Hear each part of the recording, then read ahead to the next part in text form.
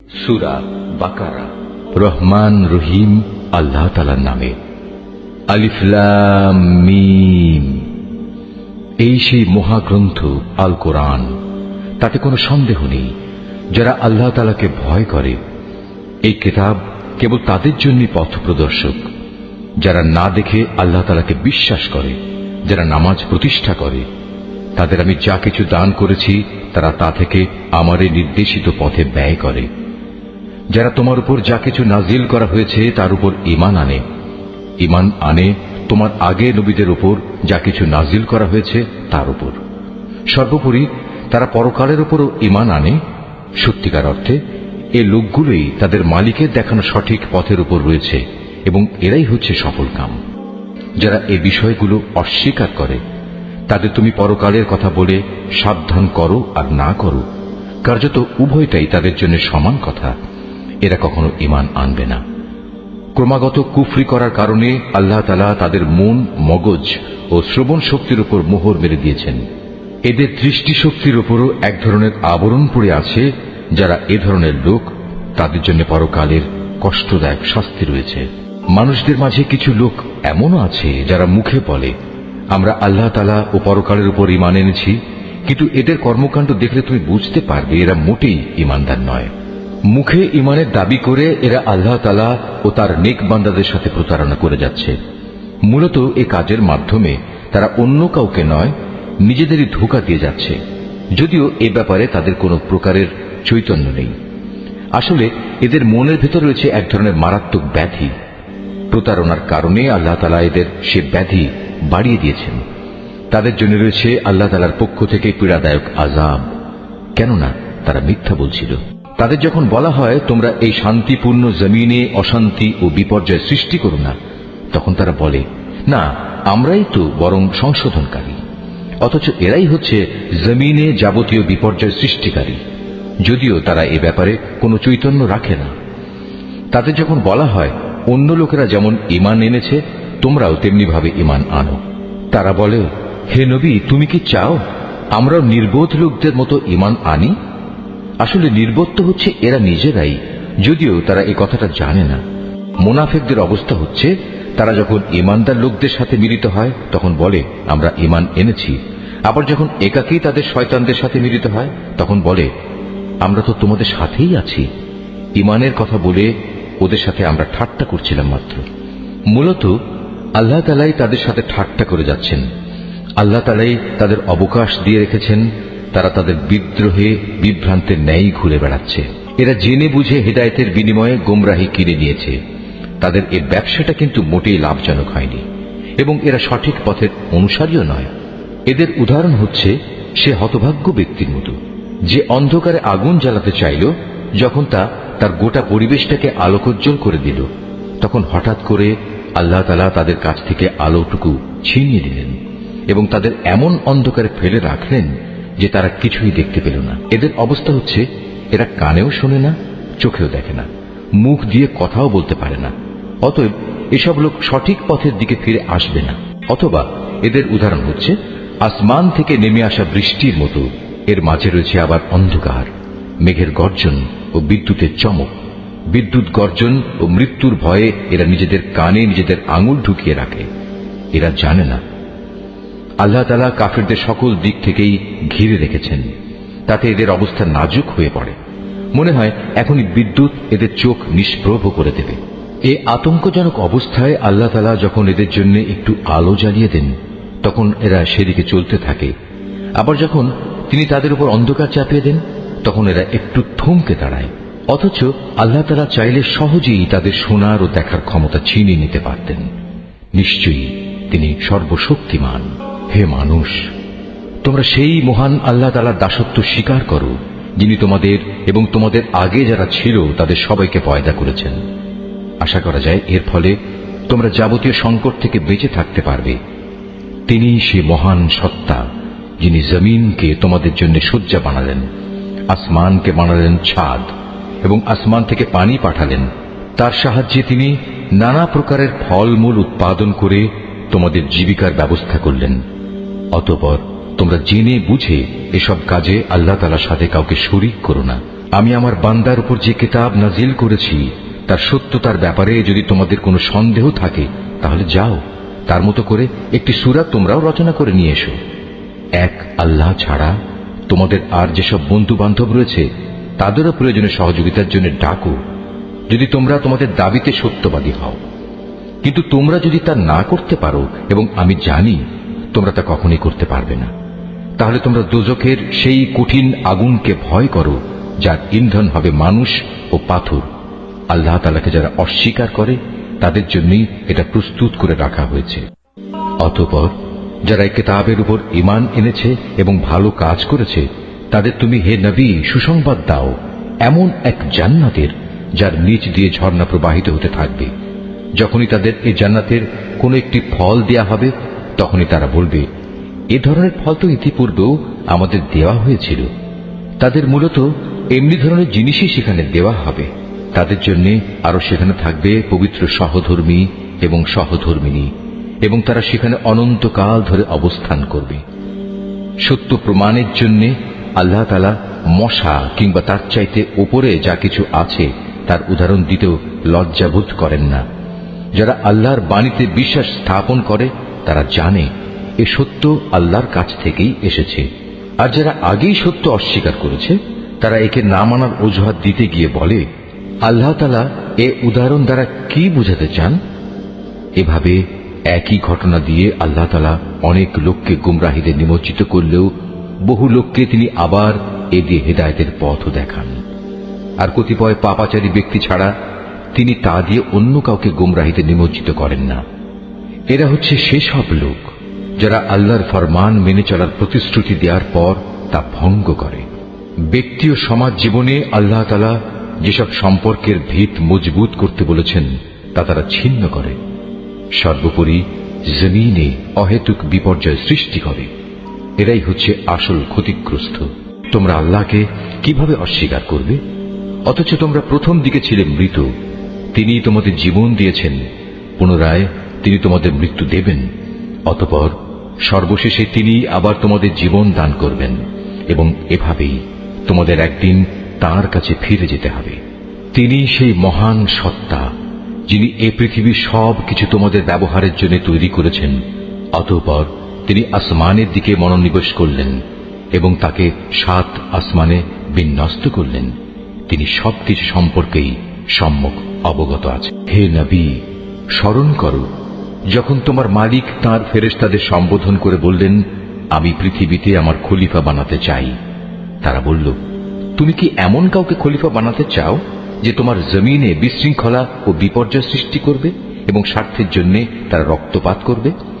আমরাই তো তোমার প্রশংসা সহকারে তোমার তাসবিহ পড়ছি এবং প্রতিনিয়ত তোমার পবিত্রতা বর্ণনা করছি। আল্লাহ তাআলা বললেন, আমি যা জানি তোমরা তা জানো না। আল্লাহ তাআলা অতঃপর তাঁর খলিফা আদমকে প্রয়োজনীয় সব জিনিসের নাম শিখিয়ে দিলেন। পরে তিনি সেগুলো ফেরেশতাদের কাছে পেশ করে বললেন, তোমাদের আশঙ্কার ব্যাপারে তোমরা যদি সত্যবাদী হও তাহলে তোমরা আমাকে এর নামগুলো বলো তো। ফেরেশতারা বলল, হে আল্লাহ তাআলা, তুমি পবিত্র। আমাদের তো এর বাইরে আর কিছুই জানা নেই যা তুমি আমাদের শিক্ষা দিয়েছ। তুমিই একমাত্র জ্ঞানী, একমাত্র কুশলী। আল্লাহ তাআলা এবার আদমকে বললেন, তুমি ফেরেশতাদের সে নামগুলো বলে দাও। অতএব আদম আল্লাহর নির্দেশে ফেরেশতাদের সামনে নামগুলো যখন সুন্দরভাবে বলে দিল, তখন আল্লাহ তাআলা বললেন, আমি কি তোমাদের বলিনি যে আমি আসমান সমূহ ও জমিনের যাবতীয় গোপন বস্তু জানি, এবং তোমরা যা কিছু প্রকাশ করো আর যা কিছু গোপন করো আমি তাও ভালোভাবে জানি। আল্লাহ তাআলা যখন ফেরেশতাদের বললেন, তোমরা সম্মানের প্রতীক হিসেবে আদমের জন্য সাজদা করো, অতঃপর তারা আল্লাহর আদেশে আদমের সামনে সাজদা অবনত হল, শুধু ইবলিস ছাড়া। সে সাজদা করতে অস্বীকার করল এবং অহংকার করল। অতঃপর সে নাফরমানদের দলে শামিল হয়ে গেল। আমি বললাম, হে আদম, তুমি এবং তোমার স্ত্রী পরম সুখে এই বেহেশতে বসবাস করতে থাকো, এবং এই নিয়ামত থেকে যা তোমাদের মন চায় তাই তোমরা স্বাচ্ছন্দ্যের সাথে আহার করো। তবে এই গাছটির পাশেও যেও না, অন্যথায় তোমরা দুজনই সীমা লঙ্ঘনকারীদের মধ্যে শামিল হয়ে যাবে।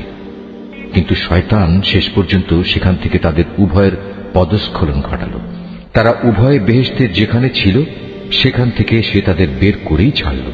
আর আমি তাদের বললাম, তোমরা একজন আরেকজনের দুশমন হিসেবে এখান থেকে নেমে পড়ো। তোমাদের পরবর্তী বাসস্থান হবে পৃথিবী। সেখানে একটি নির্দিষ্ট সময় পর্যন্ত তোমাদের জন্য জীবনের যাবতীয় উপকরণ থাকবে।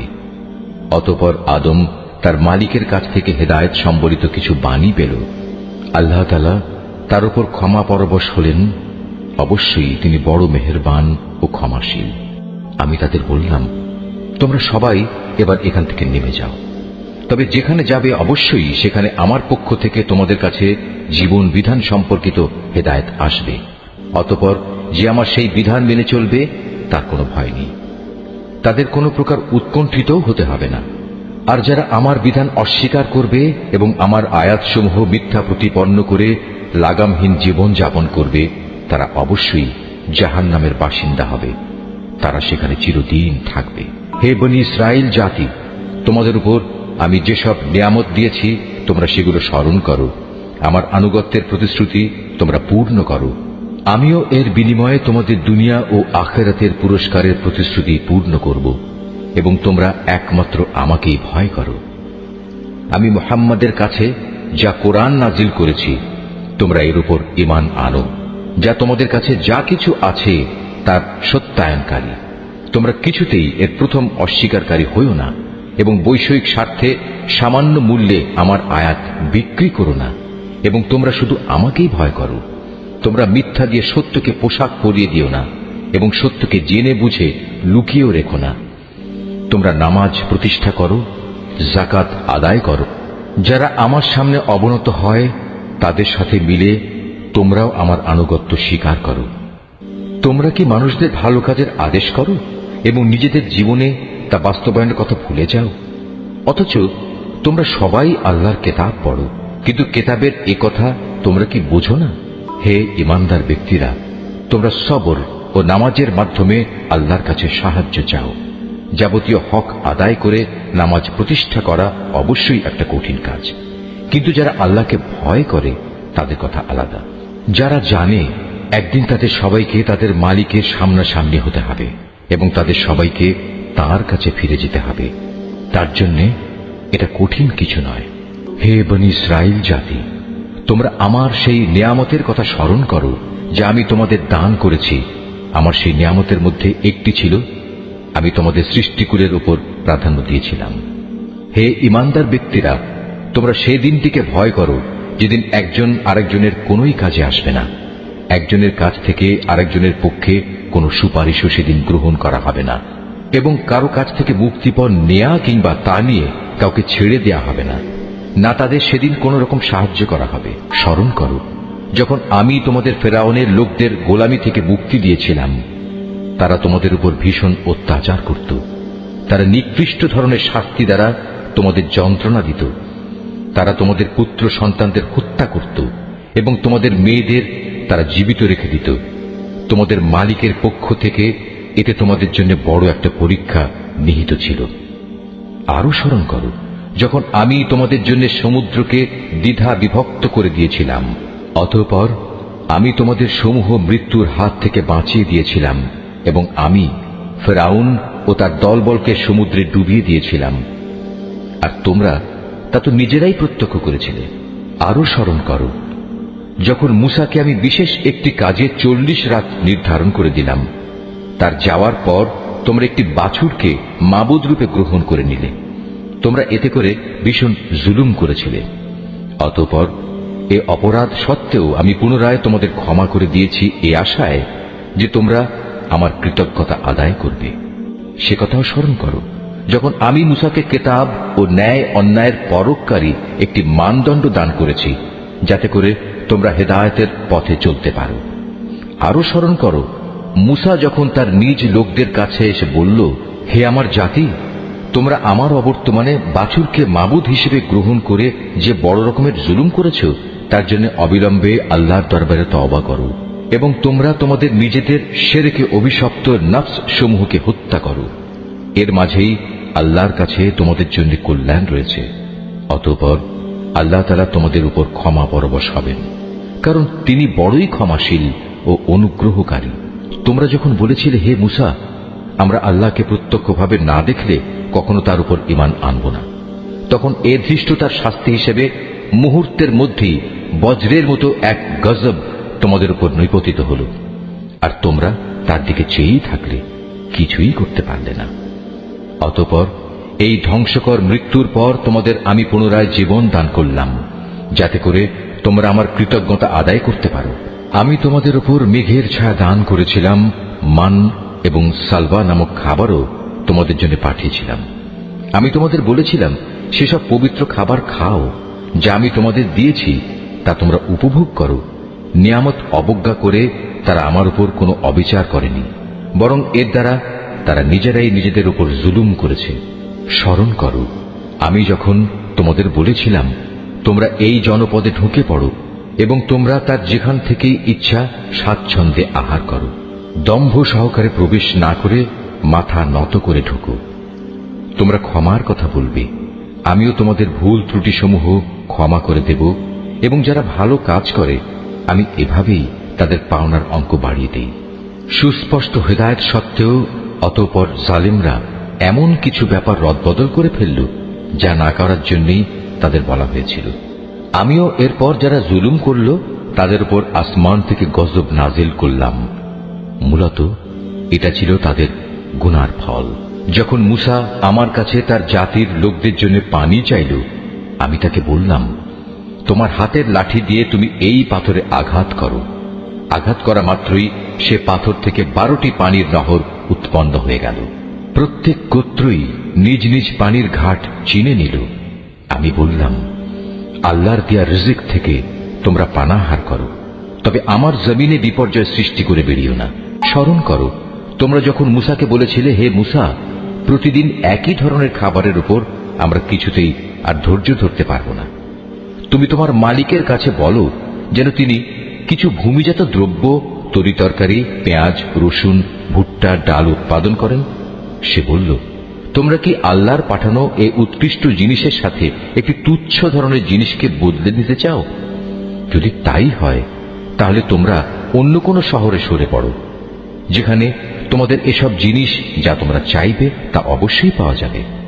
আল্লাহ তাআলার আদেশ অমান্য করার ফলে শেষ পর্যন্ত অপমান ও দারিদ্র্য তাদের উপর ছেয়ে গেল। আল্লাহর গজব দ্বারা তারা আক্রান্ত হয়ে গেল। এটা এ কারণে যে এরা ক্রমাগত আল্লাহর আয়াতকে অস্বীকার করতে থাকলো এবং আল্লাহর নবীদের অন্যায়ভাবে হত্যা করতে থাকলো। আর এসব কিছু এজন্যই ছিল যে তারা আল্লাহর সাথে নাফরমানি ও সীমা লঙ্ঘন করছিল।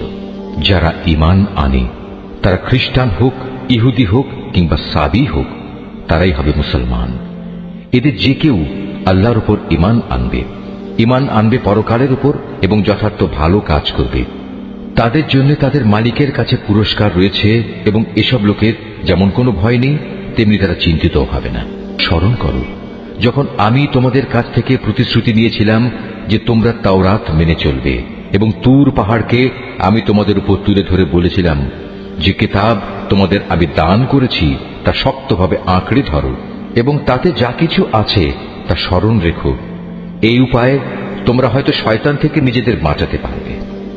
অতঃপর তোমরা এ ওয়াদা থেকে ফিরে গেলে, কিন্তু তা সত্ত্বেও আমার অনুদান ও রহমত যদি তোমাদের উপর না থাকত, তাহলে তোমরা অবশ্যই ধ্বংস হয়ে যেতে। তোমরা তো ভালো করেই তাদের জানো যারা তোমাদের মধ্যে শনিবারে আল্লাহর আদেশ লঙ্ঘন করেছে। অতঃপর আমি তাদের শুধু এটুকুই বলেছি, যাও, এবার তোমরা সবাই অপমানিত বানরে পরিণত হয়ে যাও। এই ঘটনাকে আমি সেসব মানুষদের যারা তখন সেখানে মজুদ ছিল, আরো যারা পরে আসবে, তাদের সবার জন্য একটি দৃষ্টান্তমূলক ঘটনা বানিয়ে দিয়েছি।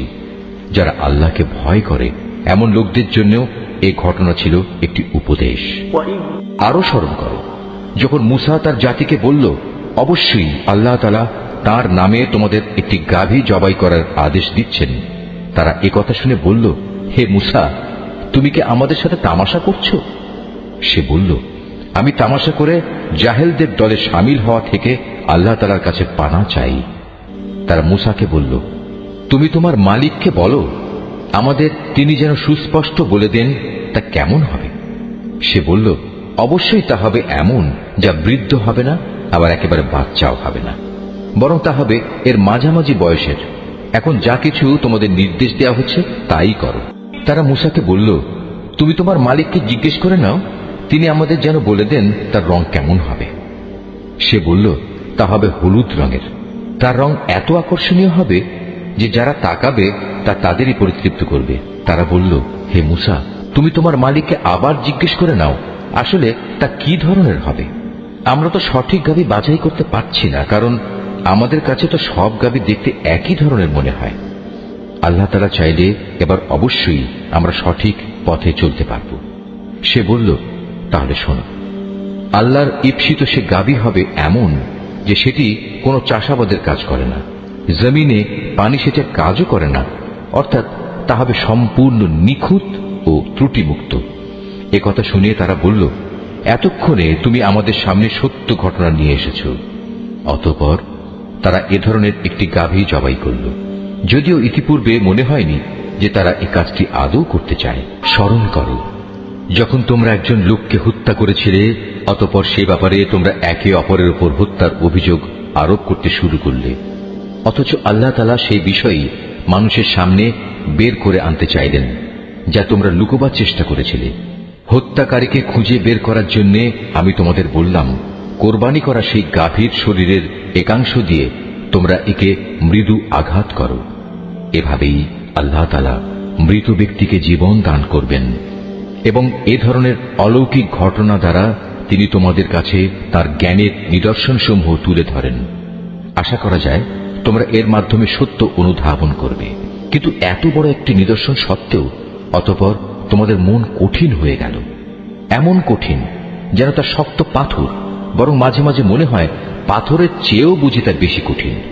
কেননা কিছু পাথর এমন আছে যা থেকে মাঝে মাঝে ঝর্ণাধারা নির্গত হয়, আবার কোনো কোনো সময় তা বিদীর্ণ হয়ে ফেটেও যায় এবং তা থেকে পানির ফোয়ারাও বেরিয়ে আসে।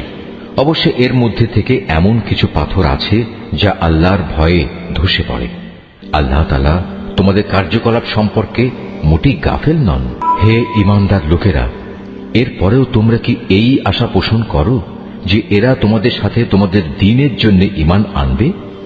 অথচ এদের একাংশ যুগ যুগ ধরে আল্লাহর কিতাব শুনে আসছে, অতঃপর তারা তাকে বিকৃত করছে, অথচ এরা ভালো করেই তা জানে।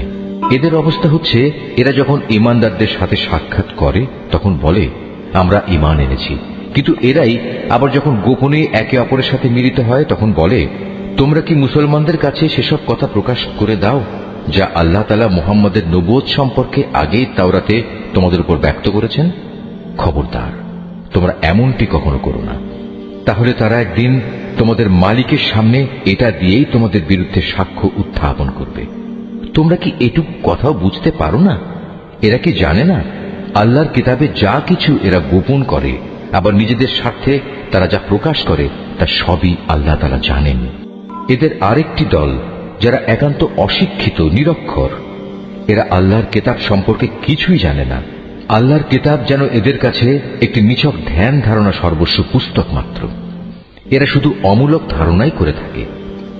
সেসব লোকের জন্য ধ্বংস অনিবার্য যারা হাত দিয়ে কিতাব লিখে নেয়, তারপর দুনিয়ার সামনে বলে এগুলো হচ্ছে আল্লাহ তাআলার পক্ষ থেকে অবতীর্ণ শরীয়তের বিধান। তাদের উদ্দেশ্য হচ্ছে যেন তা দিয়ে দুনিয়ার কিছু স্বার্থ তারা কিনে নিতে পারে। অতঃপর তাদের হাত যা কিছু রচনা করেছে তার জন্য তাদের ধ্বংস ও দুর্ভোগ, যা কিছু তারা উপার্জন করেছে তার জন্য তাদের দুর্ভোগ। এসব নির্বোধ লোকেরা বলে, জাহান্নামের আগুন কখনোই আমাদের স্পর্শ করবে না, একান্ত যদি করেও তা হবে নির্দিষ্ট কয়েকটা দিনের জন্য মাত্র। হে নবী, তুমি তাদের বলো, তোমরা কি আল্লাহর কাছ থেকে এমন কোন প্রতিশ্রুতি আদায় করে নিয়েছ? আল্লাহ তাআলা তো কখনো তার প্রতিশ্রুতি ভঙ্গ করেন না। না তোমরা জেনে বুঝেই আল্লাহ তাআলা সম্পর্কে এমন সব কথা বলে বেড়াচ্ছ যা তোমরা নিজেরাই জানো না। হ্যাঁ, যে কোনো ব্যক্তি স্বেচ্ছায় অপরাধ করেছে এবং যাকে তার পাপ ঘিরে রেখেছে, এমন লোকেরাই হচ্ছে জাহান্নামের অধিবাসী এবং সেখানে তারা চিরদিন অবস্থান করবে। আবার যারাই আল্লাহর উপর ঈমান আনবে এবং ভালো কাজ করবে তারা বেহেশতবাসী হবে, তারা সেখানে চিরদিন থাকবে। যখন আমি বনী ইসরায়েলদের কাছ থেকে এ মর্মে প্রতিশ্রুতি নিয়েছিলাম যে তোমরা আল্লাহ তাআলা ছাড়া অন্য কারো ইবাদত করবে না এবং মাতা পিতার সাথে সৎ ব্যবহার করবে, আত্মীয় স্বজন, এতিম মিসকিনদের সাথে ভালো ব্যবহার করবে, মানুষদের সুন্দর কথা বলবে, নামাজ প্রতিষ্ঠা করবে, যাকাত প্রদান করবে। কিন্তু এ সত্ত্বেও তোমাদের মধ্যে সামান্য কিছু সংখ্যক লোক ছাড়া অধিকাংশই অতঃপর সেদিন ফিরে গেছ। এভাবেই তোমরা প্রতিশ্রুতি থেকে মুখ ফিরিয়ে নিয়েছিলে। তোমাদের কাছ থেকে আমি এ প্রতিশ্রুতিও নিয়েছিলাম যে তোমরা কেউ কারো রক্তপাত করবে না এবং নিজেদের লোকদের তাদের ঘর বাড়ি থেকে উচ্ছেদ করবে না। অতঃপর তোমরা তা স্বীকার করে নিয়েছিলে। তোমরা তো নিজেরাই এ সাক্ষ্য দিচ্ছ। তারপর এই তো হচ্ছে, তোমরা একে অপরকে তোমরা হত্যা করতে লাগলে। তোমাদের এক দলকে তোমরা তাদের ভিটে মাটি থেকে বিতাড়িত করে দিতে লাগলে। অন্যায় এবং জুলুম দ্বারা জালেমদের তোমরা তাদের উপর পৃষ্ঠপোষকতা করতে থাকলে।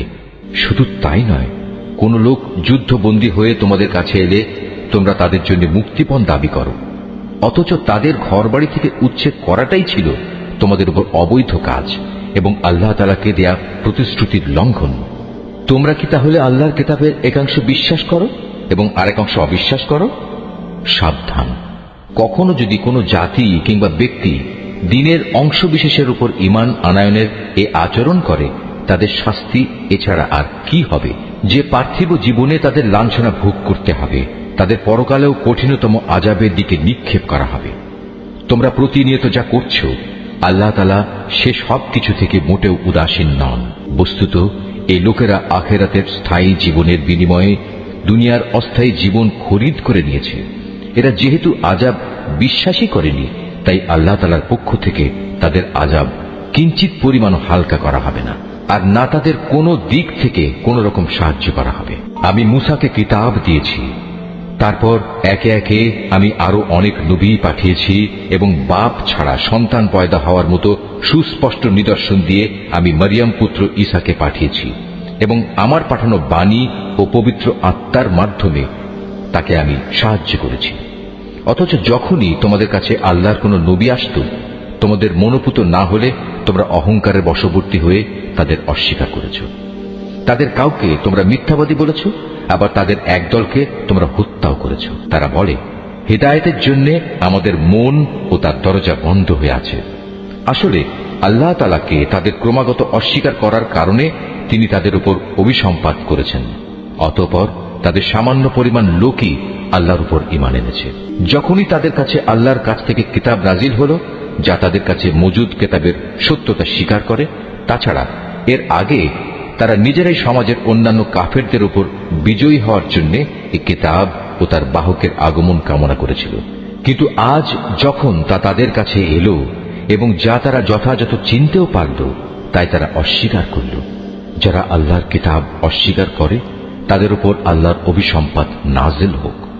কত নিকৃষ্ট বস্তু সেটি, যার বিনিময়ে তারা তাদের নিজেদের মন প্রাণ বিক্রয় করে দিয়েছে। শুধু গোলামির বশবর্তী হয়েই তারা আল্লাহর নাজিল করা বিধান অস্বীকার করেছে, শুধু এ কারণে যে আল্লাহ তাআলা তার বান্দাদের মধ্যে থেকে যাকে চান তাকে নবুয়ত দিয়ে অনুগ্রহ করেন। তাদের এ কুফরির ফলে তারা ক্রোধের উপর ক্রোধে আক্রান্ত হল। আর কাফেরদের জন্য তো এমনই অপমানজনক শাস্তি রয়েছে, যখন তাদের বলা হয় আল্লাহ তাআলা যা কিছু নাজিল করেছেন তার উপর ঈমান আনো। তারা বলে, আমরা তো শুধু সেসব কিছুর উপর ঈমান আনি যা আমাদের বনী ইসরাইল জাতির উপর নাজিল করা হয়েছে। এর বাইরে যা তারা অস্বীকার করে অথচ তা একান্ত সত্য, তা তাদের কাছে নাজিল করা আল্লাহর কথাগুলোকেও সত্য বলে স্বীকার করে। হে নবী, তুমি বলো, তোমরা যদি বিশ্বাসী হও তাহলে আল্লাহর নবীদের ইতিপূর্বে তোমরা কেন হত্যা করেছিলে? তোমাদের কাছে তো একসময় সুস্পষ্ট নিদর্শন সহকারে মূসাও নবী হয়ে এসেছিল, অথচ তার সামান্য কয়েকদিনের অনুপস্থিতির পরেই তোমরা একটি বাছুরকে মাবুদ হিসেবে গ্রহণ করে নিলে। কত বড় জালেম ছিলে তোমরা! আরো স্মরণ করো, যখন আমি তোমাদের কাছ থেকে একটি প্রতিশ্রুতি আদায় করেছিলাম, তোমাদের মাথার উপর তুর পাহাড় তুলে ধরে আমি বলেছিলাম, যা কিছু বিধি বিধান আমি তোমাদের দিয়েছি তা শক্ত করে আঁকড়ে ধরো এবং আমার কথাগুলো শুনো। এর জবাবে তারা মুখে তো বলল, হ্যাঁ, আমরা তোমার কথা শুনেছি, কিন্তু বাস্তব জীবনে তা অস্বীকার করে বলল, আমরা তা অমান্য করলাম। আসলে আল্লাহ তাআলাকে তাদের অস্বীকার করার কারণে সেই বাছুরকে মাবুদ বানানোর নেশা তখনও তাদের মনকে আকৃষ্ট করে রেখেছিল। তুমি তাদের বলো, যদি তোমরা সত্যি মোমেন হও তাহলে বলতে পারো, এটা কত খারাপ ঈমান যা একজন ব্যক্তিকে এ ধরনের কাজের আদেশ দেয়। যদি তোমরা মনে করো অন্যদের বদলে পরকালের নিবাস আল্লাহর কাছে শুধু তোমাদের জন্য নির্দিষ্ট, তাহলে যাও, তা পাওয়ার জন্য তোমরা মৃত্যু কামনা করো, যদি তোমরা সত্যবাদী হও।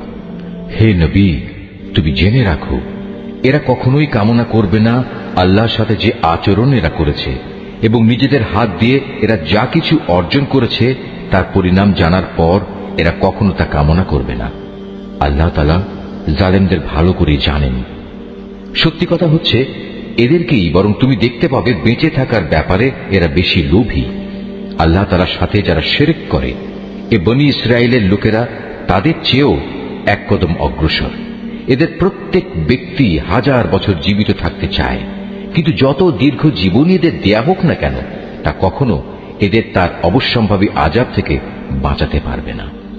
আল্লাহ তাআলা এদের যাবতীয় কাজকর্ম পুঙ্খানুপুঙ্খ পর্যবেক্ষণ করেন।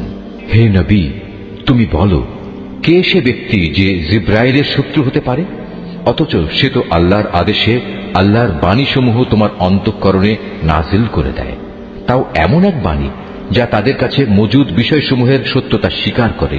সর্বোপরি এ হচ্ছে মোমেনদের জন্য সুসংবাদবাহী গ্রন্থ। যারা আল্লাহর শত্রু তার বাণীবাহক ফেরেশতার ও নবী রসুলের শত্রু জিব্রাইলের ও মিকাইলের, তারা একদিন এ কথাটা বুঝতে পারবে। স্বয়ং আল্লাহ তাআলাই হচ্ছেন কাফেরদের বড় শত্রু। অবশ্যই আমি তোমার কাছে সুস্পষ্ট নিদর্শন পাঠিয়েছি, পাপী ব্যক্তিরা ছাড়া এই সব কিছু কেউই অস্বীকার করতে পারে না। কিংবা যখনই তারা আল্লাহর সাথে কোনো ওয়াদা করেছে তখনই তাদের এক দল তা ভঙ্গ করেছে। আসলে তাদের অধিকাংশই ঈমানদার ছিল না। যখনই তাদের কাছে আল্লাহর পক্ষ থেকে কোনো নবী আসে এবং যে তাদের কাছে আগের কিতাবে যেসব কথা মজুদ রয়েছে তার সত্যতা স্বীকার করে, তখনই সেই আগের কিতাবের ধারকদের একটি দল পূর্ববর্তী কিতাবের কথাগুলো এমনভাবে তাদের পেছনের দিকে ফেলে দিল যেন তারা এ ব্যাপারে কিছুই জানে না। আল্লাহর প্রতি অবজ্ঞা প্রদর্শন করেই এরা ক্ষান্ত হয়নি। জাদু মন্ত্রের এমন কিছু জিনিসও এরা অনুসরণ করতে শুরু করল যা শয়তান কর্তৃক সুলাইমান নবীর রাজত্বের সময়ে সমাজে চালু করা হয়েছিল। সত্য কথা হচ্ছে, সুলাইমান কখনো জাদুকে আল্লাহ বিরোধী কাজে ব্যবহার করে আল্লাহকে অস্বীকার করেনি।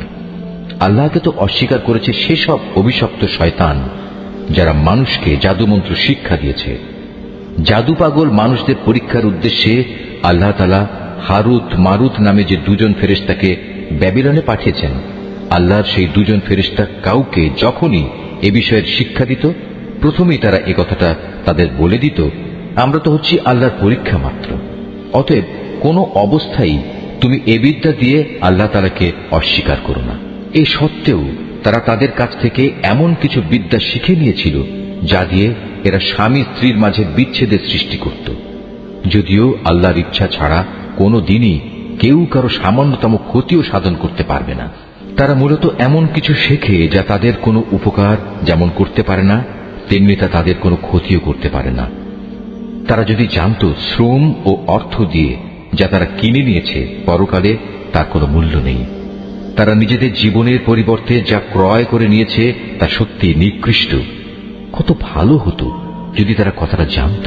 তারা যদি আল্লাহর উপর ঈমান আনত এবং তাঁকেই ভয় করত, তাহলে আল্লাহর পক্ষ থেকে তারা উৎকৃষ্টতম পুরস্কার পেত। কত ভালো হতো যদি তারা এটা অনুধাবন করত। হে ঈমানদার ব্যক্তিরা, ধৃষ্টতার সাথে কখনো বলো না, হে নবী, তুমি আমাদের কথা শোনো। বরং তার দৃষ্টি আকর্ষণ করার জন্য বলো, হে নবী, আমাদের দিকে লক্ষ্য করো এবং তোমরা সর্বদা তার কথা শুনবে, মনে রাখবে। যারা তার কথা অমান্য করে তাদের জন্য অত্যন্ত বেদনাদায়ক শাস্তি রয়েছে। আসলে এই আহলে কিতাব কিংবা যারা আল্লাহর সাথে প্রকাশ্য শিরক করে তারা কেউই এটা পছন্দ করে না যে তোমার কাছে তোমার মালিকের পক্ষ থেকে নবুয়তের মতো কোনো ভালো কিছু নাজিল হোক। কিন্তু তারা জানে না আল্লাহ তাআলা যাকে চান তাকেই তার অনুগ্রহে বিশেষভাবে বেছে নেন। আল্লাহ তাআলা অত্যন্ত অনুগ্রহশীল। আমি যখন কোনো আয়াত বাতিল করে দেই বা বিশেষ কারণে মানুষদের তা ভুলিয়ে দিতে চাই, তখন তার জায়গায় তার চেয়ে উৎকৃষ্ট কিংবা তারই মতো কোনো আয়াত এনে হাজির করি। তুমি কি জানো না আল্লাহ তাআলা সবকিছুর উপর ক্ষমতাবান? তুমি কি জানো না আসমান সমূহ ও জমিনের সার্বভৌমত্ব একমাত্র আল্লাহ তাআলার জন্য নির্দিষ্ট? তিনি ছাড়া তোমাদের কোনো বন্ধু নেই, কোনো সাহায্যকারীও নেই।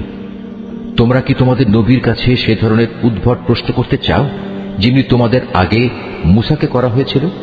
কেউ যদি ঈমানকে কুফরির সাথে বদল করে নেয়, অবশ্যই সে ব্যক্তি সোজা পথ থেকে গোমরা হয়ে যাবে। আহলে কিতাবদের অনেকেই বিদ্বেষের কারণে চাইবে যেভাবেই হোক তোমাদের ঈমানের আলোর বদলে আবার সেই কুফরির অন্ধকারে ফিরিয়ে নিতে। এমনকি সত্য তাদের কাছে স্পষ্ট হয়ে যাওয়ার পরও তারা এ পথ থেকে বিরত হবে না।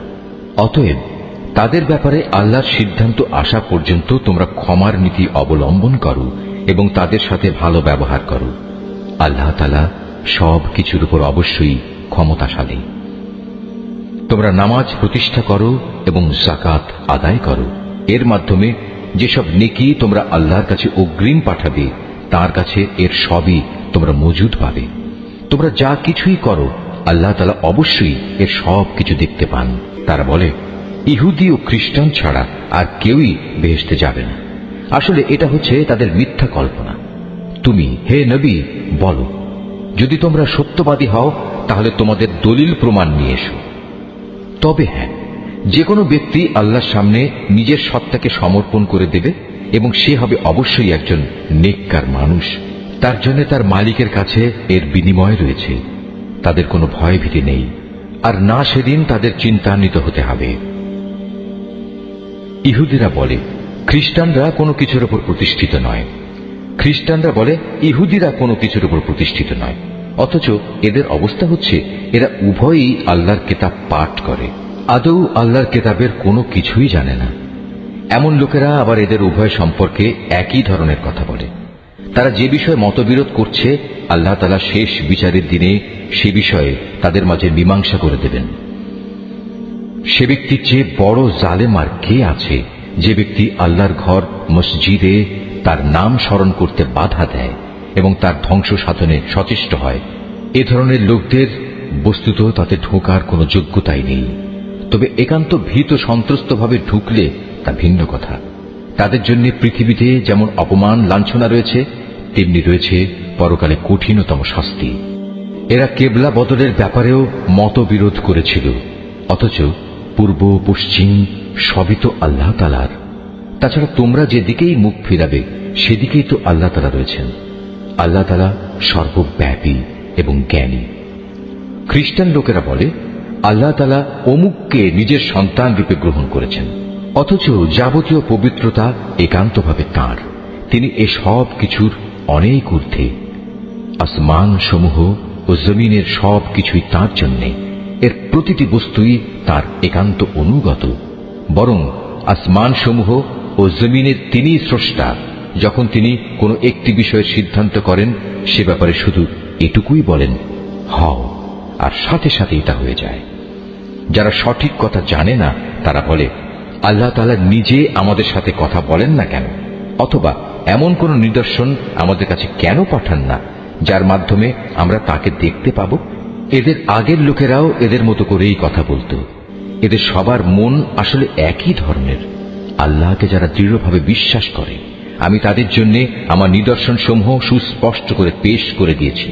অবশ্যই আমি তোমাকে সত্য দিন সহ পাঠিয়েছি আযাবের ভীতি প্রদর্শনকারী ও জান্নাতের সুসংবাদবাহী হিসেবে। জেনে রেখো, তোমাকে জাহান্নামের অধিবাসীদের দায় দায়িত্বের ব্যাপারে প্রশ্ন করা হবে না। ইহুদি ও খ্রিস্টানরা কখনো তোমার ওপর খুশি হবে না। হ্যাঁ, তুমি যদি কখনো তাদের দলের অনুসরণ করতে শুরু করো, তখনই এরা খুশি হবে। তুমি তাদের বলে দাও, আল্লাহ তাআলার হেদায়েতই হচ্ছে একমাত্র পথ। সাবধান, তোমার কাছে সঠিক জ্ঞান আসার পরও যদি তুমি তাদের ইচ্ছানুসারে চলতে থাকো, তাহলে আল্লাহ তাআলা ছাড়া তুমি কোনো বন্ধু ও সাহায্যকারী পাবে না।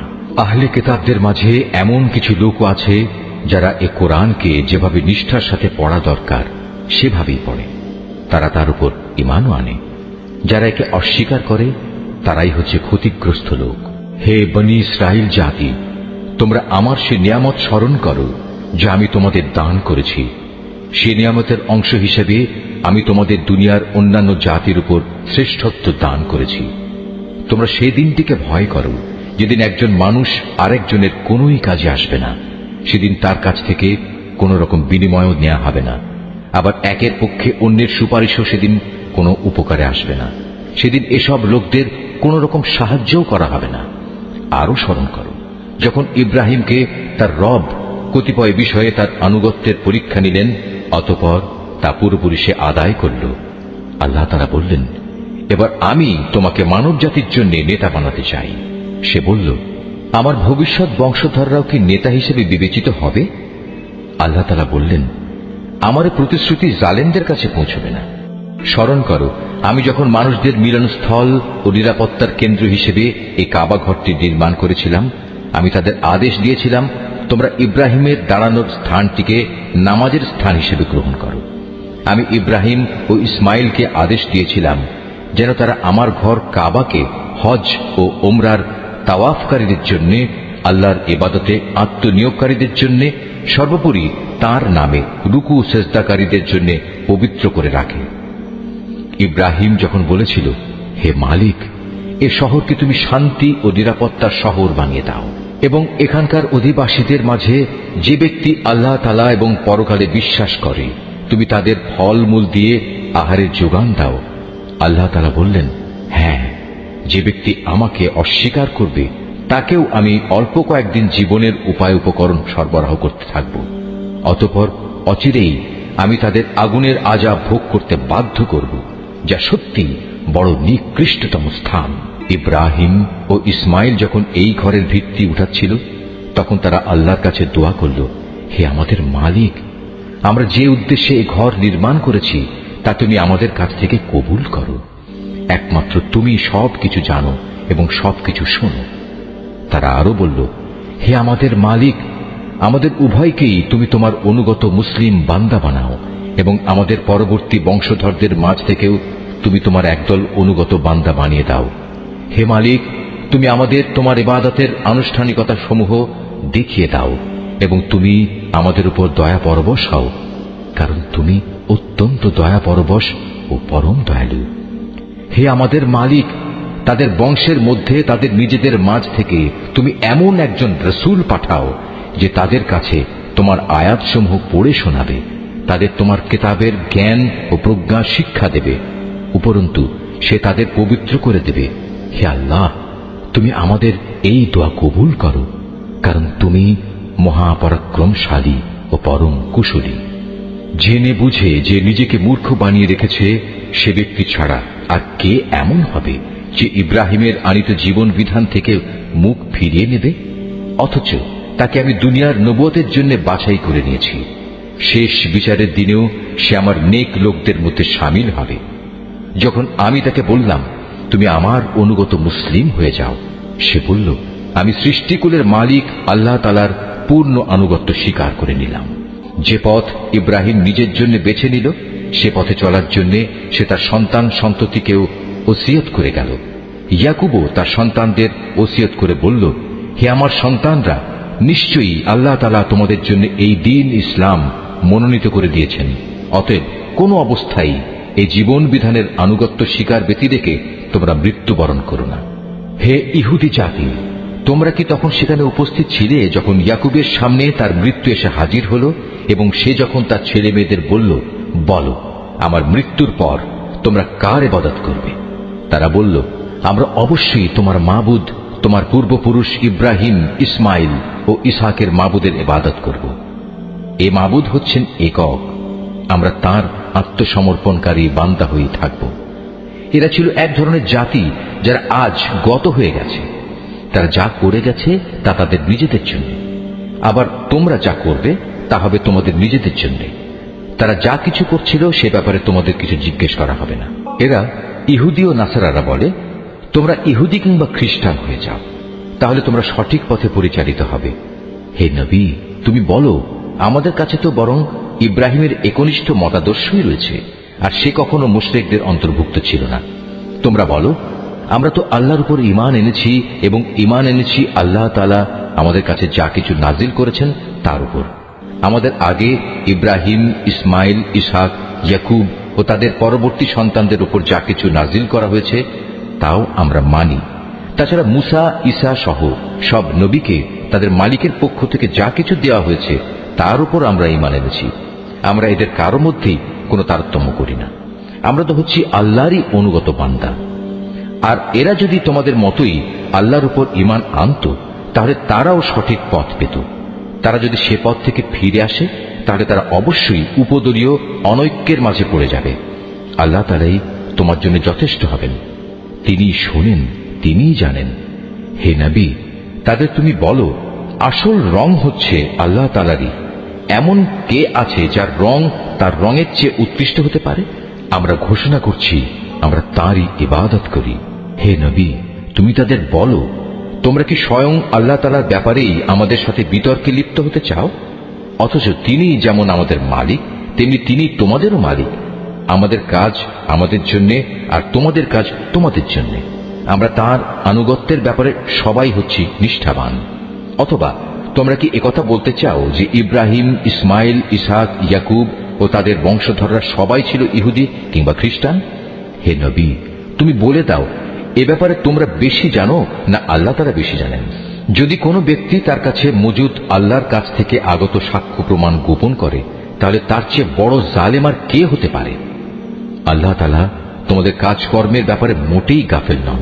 এরাও ছিল এক ধরনের সম্প্রদায় যারা আজ গত হয়ে গেছে। তারা যা করে গেছে তা তাদের জন্য, আর তোমাদের কর্মফল হবে তোমাদের জন্য। তারা যা কিছু করছিল সে ব্যাপারে তোমাদের কিছু জিজ্ঞাসা করা হবে না। কেবলা বদলের ব্যাপারে মানুষদের ভেতর থেকে কিছু মূর্খ লোক অচিরেই বলতে শুরু করবে, এ কি হলো? এতদিন যে কেবলার উপর তারা প্রতিষ্ঠিত ছিল, আজ কিসে তাদের সেদিক থেকে ফিরিয়ে দিল? হে নবী, তুমি তাদের বলে দাও, পূর্ব পশ্চিম সবই আল্লাহ তাআলার জন্য। আল্লাহ তাআলা যাকে ইচ্ছা তাকে সঠিক পথে পরিচালিত করেন। এভাবেই আমি তোমাদের এক মধ্যপন্থী মানব দলে পরিণত করেছি, যেন তোমরা দুনিয়ার অন্যান্য মানুষদের উপর হেদায়েতের সাক্ষী হয়ে থাকতে পারো, এবং একইভাবে রসুলও তোমাদের উপর সাক্ষী হয়ে থাকতে পারে। যে কেবলার উপর তোমরা এতদিন প্রতিষ্ঠিত ছিলে, আমি তা এই উদ্দেশ্যেই নির্ধারণ করেছিলাম, যাতে করে আমি এ কথাটা জেনে নিতে পারি যে তোমাদের মধ্যে কে রসুলের অনুসরণ করে আর কে তার কথা থেকে ফিরে যায়। তাদের উপর এটা ছিল কঠিন পরীক্ষা। অবশ্য আল্লাহ তাআলা যাদের হেদায়েত দান করেছেন তাদের কথা আলাদা। আল্লাহ তাআলা কখনো তোমাদের ঈমান বিনষ্ট করবেন না। অবশ্যই আল্লাহ তাআলা মানুষদের সাথে বড় দয়ালু ও একান্ত মেহেরবান। কেবলা পরিবর্তনের জন্য তুমি আকাশের দিকে তাকিয়ে যেভাবে আমার আদেশের অপেক্ষায় থাকতে, তা আমি অবশ্যই দেখতে পেয়েছি। তাই আমি তোমার পছন্দ মতো দিককে কেবলা বানিয়ে দিচ্ছি। এখন থেকে তোমরা এই মর্যাদা সম্পন্ন মসজিদের দিকে ফিরে নামাজ আদায় করতে থাকবে। তোমরা যেখানেই থাকো না কেন, তোমাদের মুখমণ্ডল সেদিকে ফিরিয়ে দেবে। এসব লোক যাদের কাছে আগেই কিতাব নাজিল করা হয়েছিল, তারা ভালো করেই জানো। এ ব্যাপারটা তোমার মালিকের পক্ষ থেকে আসা সম্পূর্ণ একটি সত্য ঘটনা।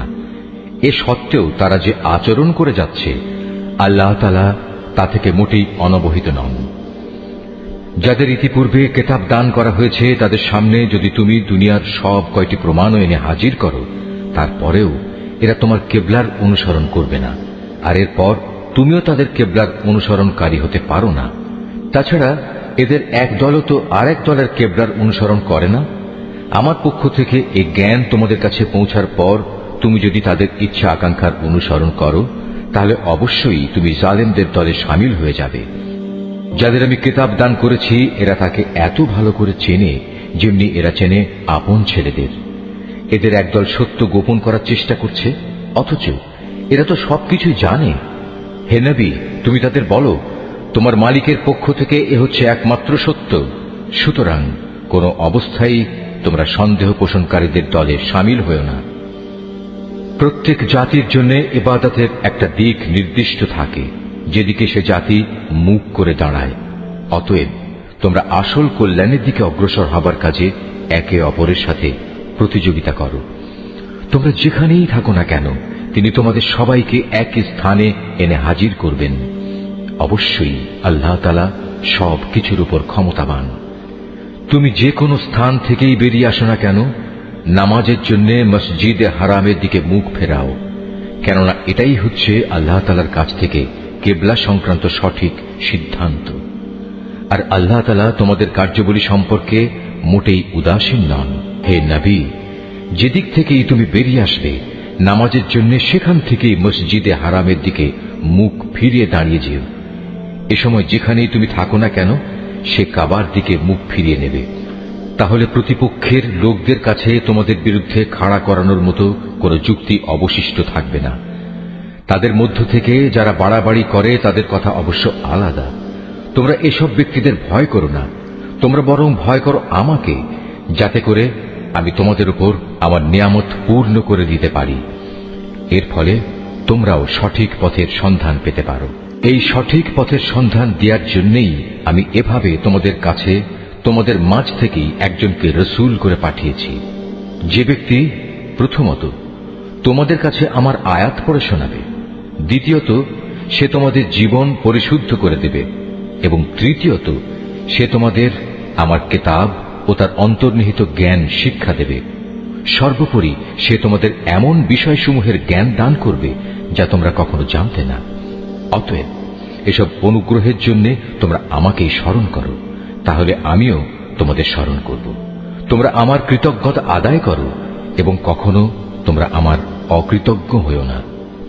হে মানুষ, তোমরা যারা ঈমান এনেছ, পরম ধৈর্য ও খালেস নামাজের মাধ্যমে তোমরা আমার কাছে সাহায্য প্রার্থনা করো। অবশ্যই আল্লাহ তাআলা ধৈর্যশীল মানুষদের সাথে আছেন। যারা আল্লাহ তাআলার পথে নিহত হয়েছে তাদের তোমরা কখনো মৃত বলো না, বরং তারাই হচ্ছে আসল জীবিত মানুষ। কিন্তু এ বিষয়টির কিছুই তোমরা জানো না।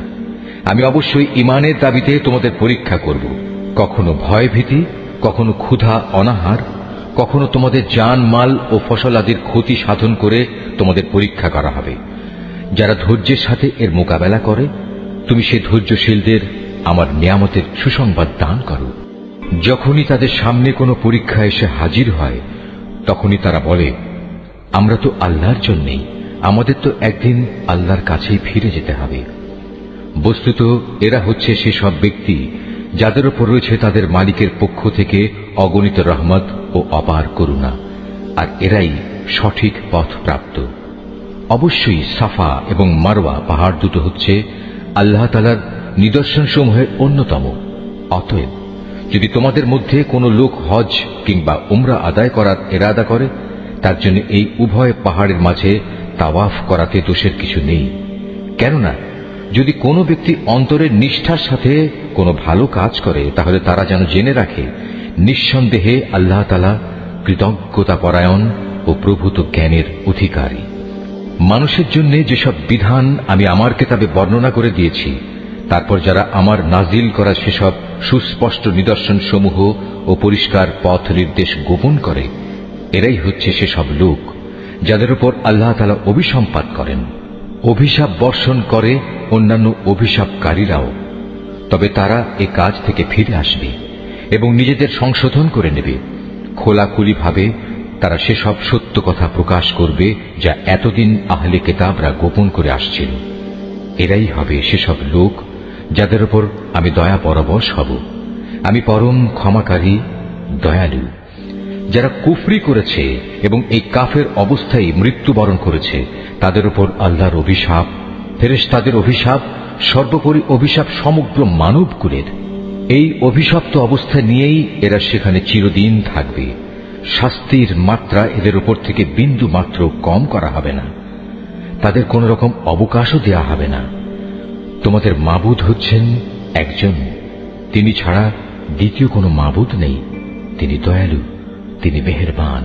নিঃসন্দেহে আসমান জমিনের সৃষ্টির মাঝে, রাত দিনের এই আবর্তনের মাঝে, মহাসাগরে ভাসমান জাহাজসমূহে যা মানুষের জন্য কল্যাণকর দ্রব্য সামগ্রী নিয়ে ঘুরে বেড়ায়, এর সব কয়টিতে আল্লাহ তাআলার নিদর্শন মজুদ রয়েছে। আরো আছে আল্লাহ তাআলা আকাশ থেকে বৃষ্টি আকারে যা কিছু নাজিল করেন সেই বৃষ্টির পানির মাঝে। ভূমির নির্জীব হওয়ার পর তিনি এ পানি দ্বারা তাতে নতুন জীবন দান করেন। অতঃপর এই ভূখণ্ডে সব ধরনের প্রাণীর তিনি আবির্ভাব ঘটান। অবশ্যই বাতাসের প্রবাহ সৃষ্টি করার মাঝে এবং সে মেঘমালা যা আসমান জমিনের মাঝে বশীভূত করে রাখা হয়েছে, তার মাঝে সুস্থ বিবেকবান সম্প্রদায়ের জন্য নিদর্শন রয়েছে। মানুষদের মাঝে কিছু সংখ্যক এমনও রয়েছে যে আল্লাহর বদলে অন্য কিছুকে তার সমকক্ষ মনে করে। তারা তাদের তেমনি ভালোবাসে যেমনটি শুধু আল্লাহ তাআলাকেই তাদের ভালোবাসা উচিত। আর যারা সত্যিকার অর্থে আল্লাহ তাআলার উপর ঈমান আনে তারা তো তাকেই সর্বাধিক পরিমাণে ভালোবাসবে। যারা আল্লাহর আনুগত্য না করে বাড়াবাড়ি করছে তারা যদি আযাব স্বচক্ষে দেখতে পেত তাহলে এরা বুঝতে পারত আসমান জমিনের সমুদয় শক্তি একমাত্র আল্লাহর জন্যই। শাস্তি দেওয়ার ব্যাপারে তিনি অত্যন্ত কঠোর। সেদিন ভয়াবহ শাস্তি দেখে হতভাগ্য লোকেরা দুনিয়ায় যাদের তারা মেনে চলত তাদের অনুসারীদের সাথে সম্পর্ক ছেদের কথা বলবে। বলবে, আমরা তো এদের চিনিই না। এদের উভয়ের মধ্যেকার ভঙ্গুর সব সম্পর্ক সেদিন ছিন্ন বিচ্ছিন্ন হয়ে যাবে। এ হতাশাগ্রস্ত অনুসারীরা সেদিন বলবে, আবার যদি একবার আমাদের জন্য পৃথিবীতে ফিরে যাবার সুযোগ থাকত তাহলে আজ যেমনি করে তারা আমাদের সাথে সম্পর্ক ছেদ করেছে আমরা সেখানে গিয়ে তাদের সাথে যাবতীয় সম্পর্ক ছেদ করে আসতাম। এভাবেই আল্লাহ তাআলা তাদের সমগ্র জীবনের কর্মকাণ্ডগুলো তাদের সামনে একরাশ লজ্জা ও আক্ষেপ হিসেবে তুলে ধরবেন। তাদের জন্য যে জাহান্নাম নির্ধারিত হয়ে আছে এরা কখনো সেই জাহান্নাম থেকে বেরিয়ে আসতে পারবে না। হে মানুষ, তোমরা আল্লাহর জমিনে যা কিছু হালাল ও পবিত্র জিনিস আছে তা খাও এবং হালাল হারামের ব্যাপারে শয়তানের পদাঙ্ক অনুসরণ করো না, কেননা সে হচ্ছে তোমাদের খোলাখুলি দুশমন।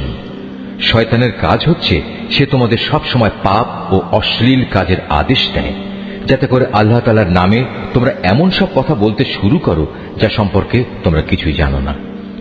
তাদের যখন বলা হয় আল্লাহ তাআলা যা কিছু নাজিল করেছেন তোমরা তা মেনে চলো, তারা বলে, আমরা তো শুধু সে পথেরই অনুসরণ করব যে পথের উপর আমরা আমাদের বাপ দাদাদের পেয়েছি। তাদের বাপ দাদারা যদি এ ব্যাপারে কোনো জ্ঞান বুদ্ধির পরিচয় নাও দিয়ে থাকে কিংবা তারা যদি হেদায়েত নাও পেয়ে থাকে তবু কি তারা তাদের অনুসরণ করবে?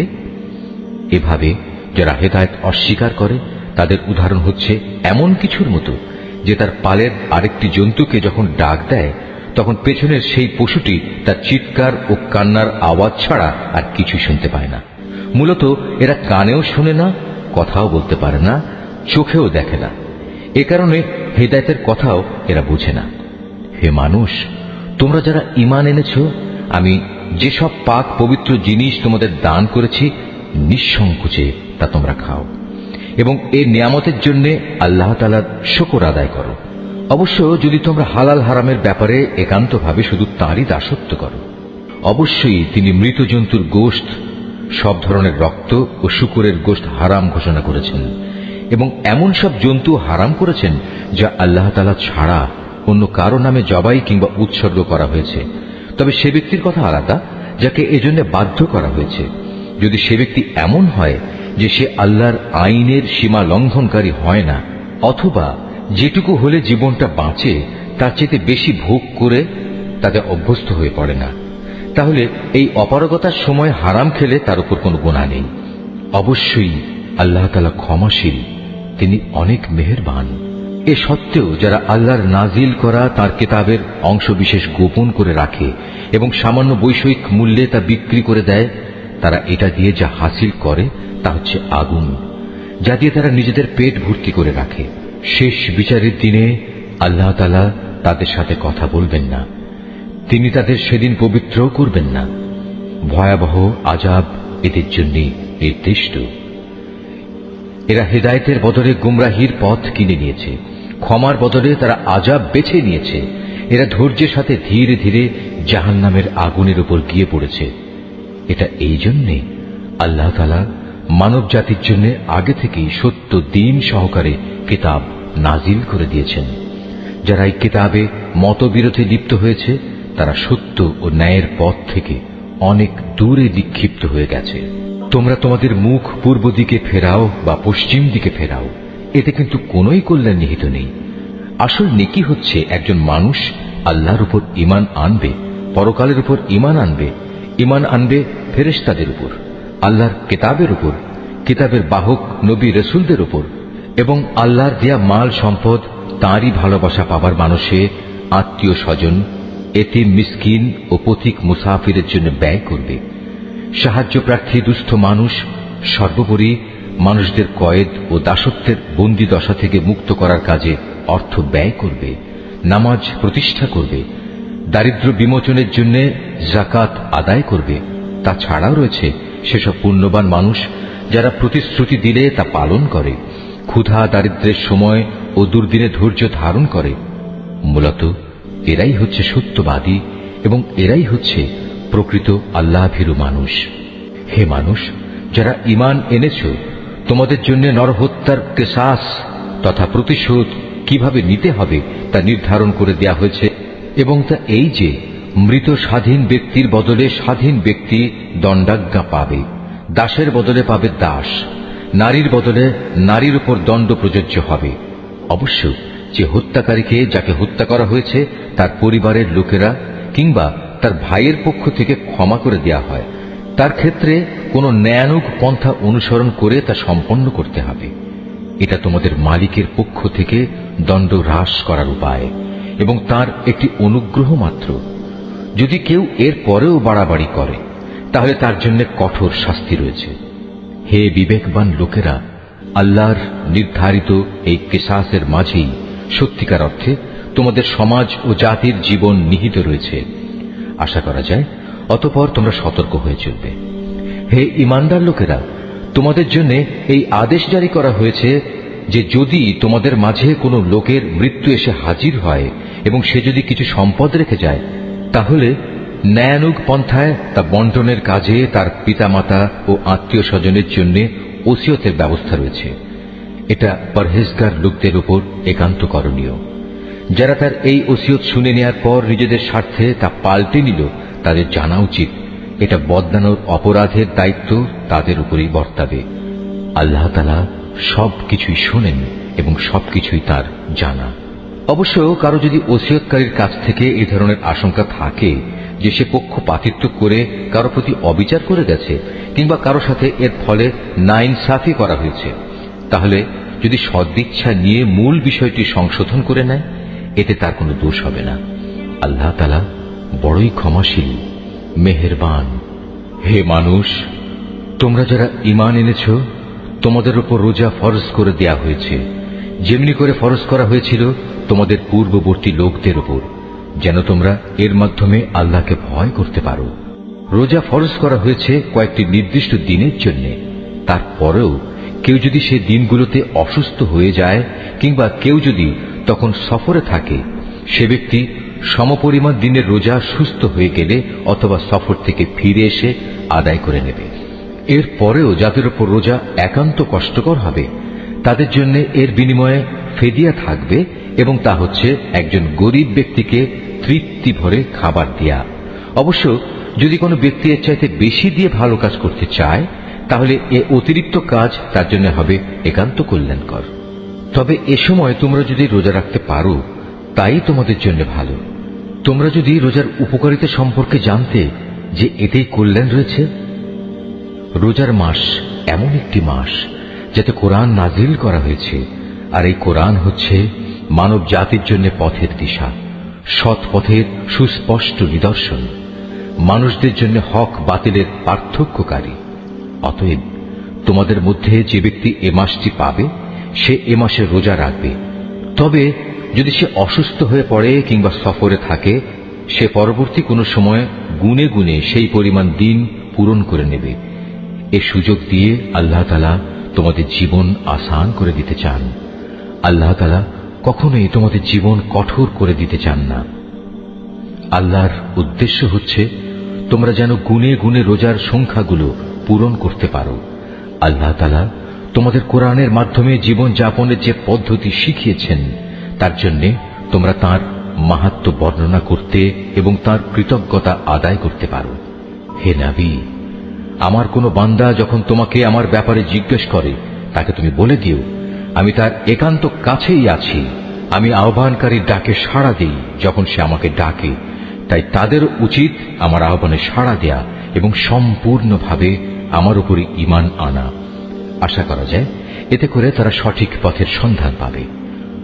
রোজার মাসের রাতের বেলায় তোমাদের স্ত্রীদের কাছে যৌন মিলনের জন্য যাওয়া তোমাদের জন্য হালাল করে দেয়া হয়েছে, কারণ তোমাদের নারীরা যেমনি তোমাদের জন্য পোশাক স্বরূপ, ঠিক তোমরাও তাদের জন্য পোশাক সমতুল্য। আল্লাহ তাআলা এটা জানেন। রোজার মাসে রাতের বেলায় স্ত্রী সহবাসের ব্যাপারে তোমরা নানা ধরনের আত্মপ্রতারণার আশ্রয় নিচ্ছিলে, তাই তিনি তোমাদের উপর থেকে কড়াকড়ি শিথিল করে তোমাদের উপর দয়া করলেন এবং তোমাদের মাফ করে দিলেন। এখন তোমরা চাইলে তাদের সাথে সহবাস করতে পারো এবং এ ব্যাপারে আল্লাহ পাক তোমাদের জন্য যা বিধিবিধান কিংবা সন্তান লিখে রেখেছেন তা সন্ধান করো। রোজার সময় পানাহারের ব্যাপারে আল্লাহর নির্দেশ হচ্ছে, তোমরা পানাহার অব্যাহত রাখতে পারো যতক্ষণ পর্যন্ত রাতের অন্ধকার রেখার ভেতর থেকে ভোরের শুভ্র আলোক রেখা তোমাদের জন্য পরিষ্কার প্রতিভাত না হয়। অতঃপর তোমরা রাতের আগমন পর্যন্ত রোজা পূর্ণ করে নাও। তবে মসজিদে যখন তোমরা এতেকাফ অবস্থায় থাকবে তখন নারী সম্ভোগ থেকে বিরত থেকো। এই হচ্ছে আল্লাহ তাআলার নির্ধারিত সীমারেখা। অতএব তোমরা কখনো এর কাছেও যেও না। এভাবেই আল্লাহ তাআলা তাঁর যাবতীয় নিদর্শন মানুষদের জন্য বলে দিয়েছেন, যাতে করে তারা এ আলোকে আল্লাহ তাআলাকে ভয় করতে পারে। তোমরা একে অন্যের অর্থ সম্পদ অন্যায় অবৈধভাবে আত্মসাৎ করো না। আবার জেনে বুঝে অন্যায়ভাবে অন্যের সম্পদ ভোগ করার জন্য এর একাংশ বিচারকদের সামনে ঘুষ কিংবা উপঢৌকন হিসেবেও পেশ করো না। হে নবী, তারা তোমাকে নতুন চাঁদগুলো ও তাদের বাড়া কমা সম্পর্কে জিজ্ঞেস করবে। তুমি তাদের বলে দাও, মূলত এগুলো হচ্ছে মানব জাতির জন্য একটি স্থায়ী সময় নির্ঘণ্ট, যার মাধ্যমে মানুষরা দিন তারিখ সম্পর্কে জানতে পারে। তাছাড়া এর মাধ্যমে লোকেরা হজের সময়সূচিও জেনে নিতে পারে। এহরাম বাঁধার পর পেছন দরজা দিয়ে ঘরে প্রবেশ করার মাঝে কোনো সওয়াব নেই। আসল নেকি হচ্ছে কে আল্লাহ তাআলাকে ভয় করল তা দেখা। এখন থেকে ঘরে ঢোকার সময় সামনের দুয়ার দিয়েই তোমরা আসা যাওয়া করো। তোমরা একমাত্র আল্লাহ তাআলাকে ভয় করবে। তোমরা আল্লাহ তাআলার পথে সেসব লোকের সাথে লড়াই করো যারা তোমাদের সাথে লড়াই করে, কিন্তু কোনো অবস্থায় সীমা লঙ্ঘন করো না, কারণ আল্লাহ তাআলা কখনো সীমা লঙ্ঘনকারীদের পছন্দ করেন না। যেখানেই তোমরা তাদের পাও সেখানেই তোমরা তাদের হত্যা করো। যেসব স্থান থেকে তারা তোমাদের বহিষ্কার করে দিয়েছে তোমরাও তাদের সেসব স্থান থেকে বের করে দাও। জেনে রেখো, ফিতনা, ফাসাদ, দাঙ্গা হাঙ্গামা, নরহত্যার চাইতেও বড় অপরাধ তোমরা কাবা ঘরের পাশে কখনো তাদের সাথে যুদ্ধে লিপ্ত হইও না, যতক্ষণ পর্যন্ত তারা সেখানে তোমাদের আক্রমণ না করে। তারা যদি তোমাদের সাথে যুদ্ধ করে তাহলে তোমরাও তাদের সাথে যুদ্ধ করো। এভাবেই কাফেরদের শাস্তি দেয়া হয়। তবে তারা যদি যুদ্ধ বিগ্রহ থেকে ফিরে আসে তাহলে মনে রেখো, আল্লাহ তাআলা বড়ই ক্ষমাশীল ও দয়ার আধার। তোমরা তাদের সাথে লড়াই করতে থাকো যতক্ষণ না জমিন থেকে ফিতনা নির্মূল হয়ে যায় এবং আল্লাহর জমিনে আল্লাহর দেয়া জীবন ব্যবস্থা পূর্ণাঙ্গভাবে আল্লাহর জন্য নির্দিষ্ট হয়ে যায়। যদি তারা যুদ্ধ থেকে ফিরে আসে তবে তাদের সাথে আর কোনো বাড়াবাড়ি নয়। তবে হ্যাঁ, যারা নিজেরাই জালেম তাদের উপর এটা প্রযোজ্য নয়। একটি সম্মানিত মাসের বদলেই একটি সম্মানিত মাস আশা করা যাবে। প্রয়োজনে এ সম্মানিত মাস সমূহেও প্রতিশোধ ব্যবস্থা বৈধ হবে। এ সময়ে যদি কেউ তোমাদের উপর হস্ত প্রসারিত করে তাহলে তোমরাও তাদের উপর তেমনি হস্ত প্রসারিত করে জবাব দাও।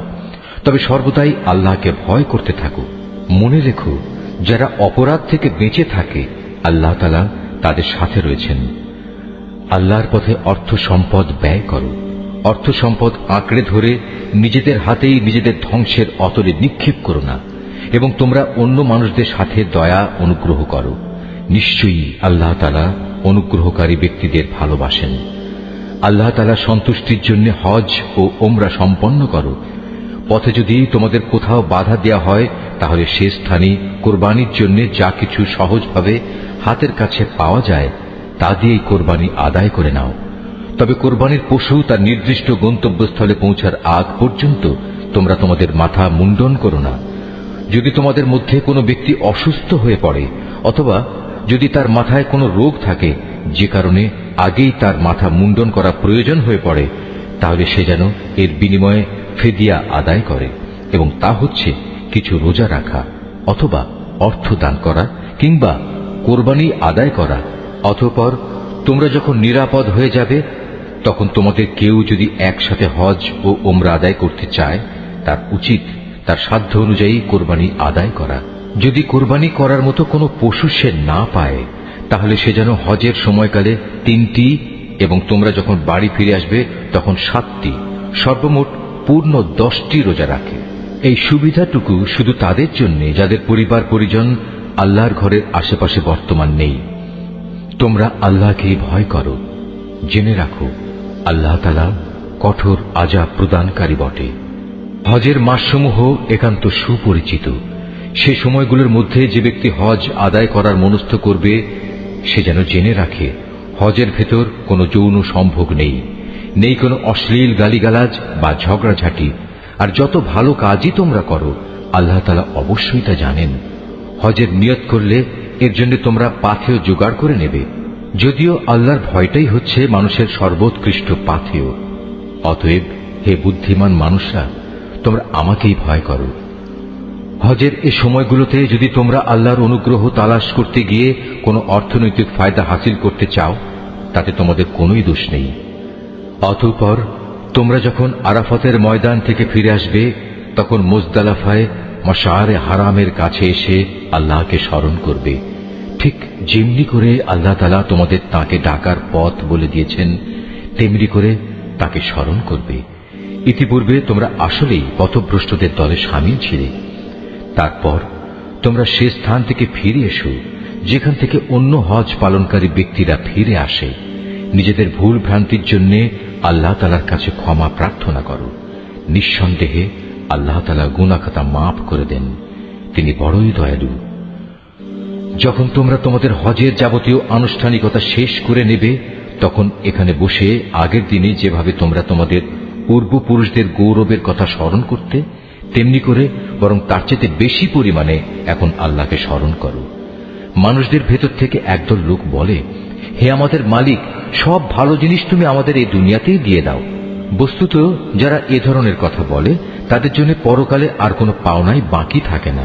আবার এ মানুষদেরই আর একদল বলে, হে আমাদের প্রতিপালক, এ দুনিয়ায়ও তুমি আমাদের কল্যাণ দান করো, পরকালেও তুমি আমাদের কল্যাণ দাও, সর্বোপরি তুমি আমাদের আগুনের আযাব থেকে নিষ্কৃতি দাও। এ ধরনের লোকদের তাদের নিজ নিজ উপার্জন মোতাবেক তাদের যথার্থ হিস্সা রয়েছে। আল্লাহ তাআলাই হচ্ছেন দ্রুত হিসাব গ্রহণকারী। হাতে গোনা হজের এ কয়টি দিনে বেশি পরিমাণে আল্লাহকে স্মরণ করো। হজের পর যদি কেউ তাড়াহুড়ো করে দুদিনের মধ্যে মিনা থেকে মক্কায় ফিরে আসে, তাতে যেমন কোনো দোষ নেই, তেমনি যদি কোনো ব্যক্তি সেখানে আরো বেশি অপেক্ষা করতে চায়, তাতেও কোনো দোষ নেই। এই নিয়ম হচ্ছে তার জন্য যে আল্লাহকে ভয় করেছে। তোমরা শুধু আল্লাহ তাআলাকে ভয় করো এবং জেনে রাখো একদিন তোমাদের তাঁর কাছেই জড়ো করা হবে। মানুষদের মাঝে এমন লোকও আছে পার্থিব জীবনে যার কথা তোমাকে খুবই উৎফুল্ল করবে। তার মনে যা কিছু আছে তার উপর সে আল্লাহ তাআলাকে সাক্ষী বানায়, কিন্তু এর প্রকৃত পরিচয় হচ্ছে সে ভীষণ ঝগড়াটে ব্যক্তি।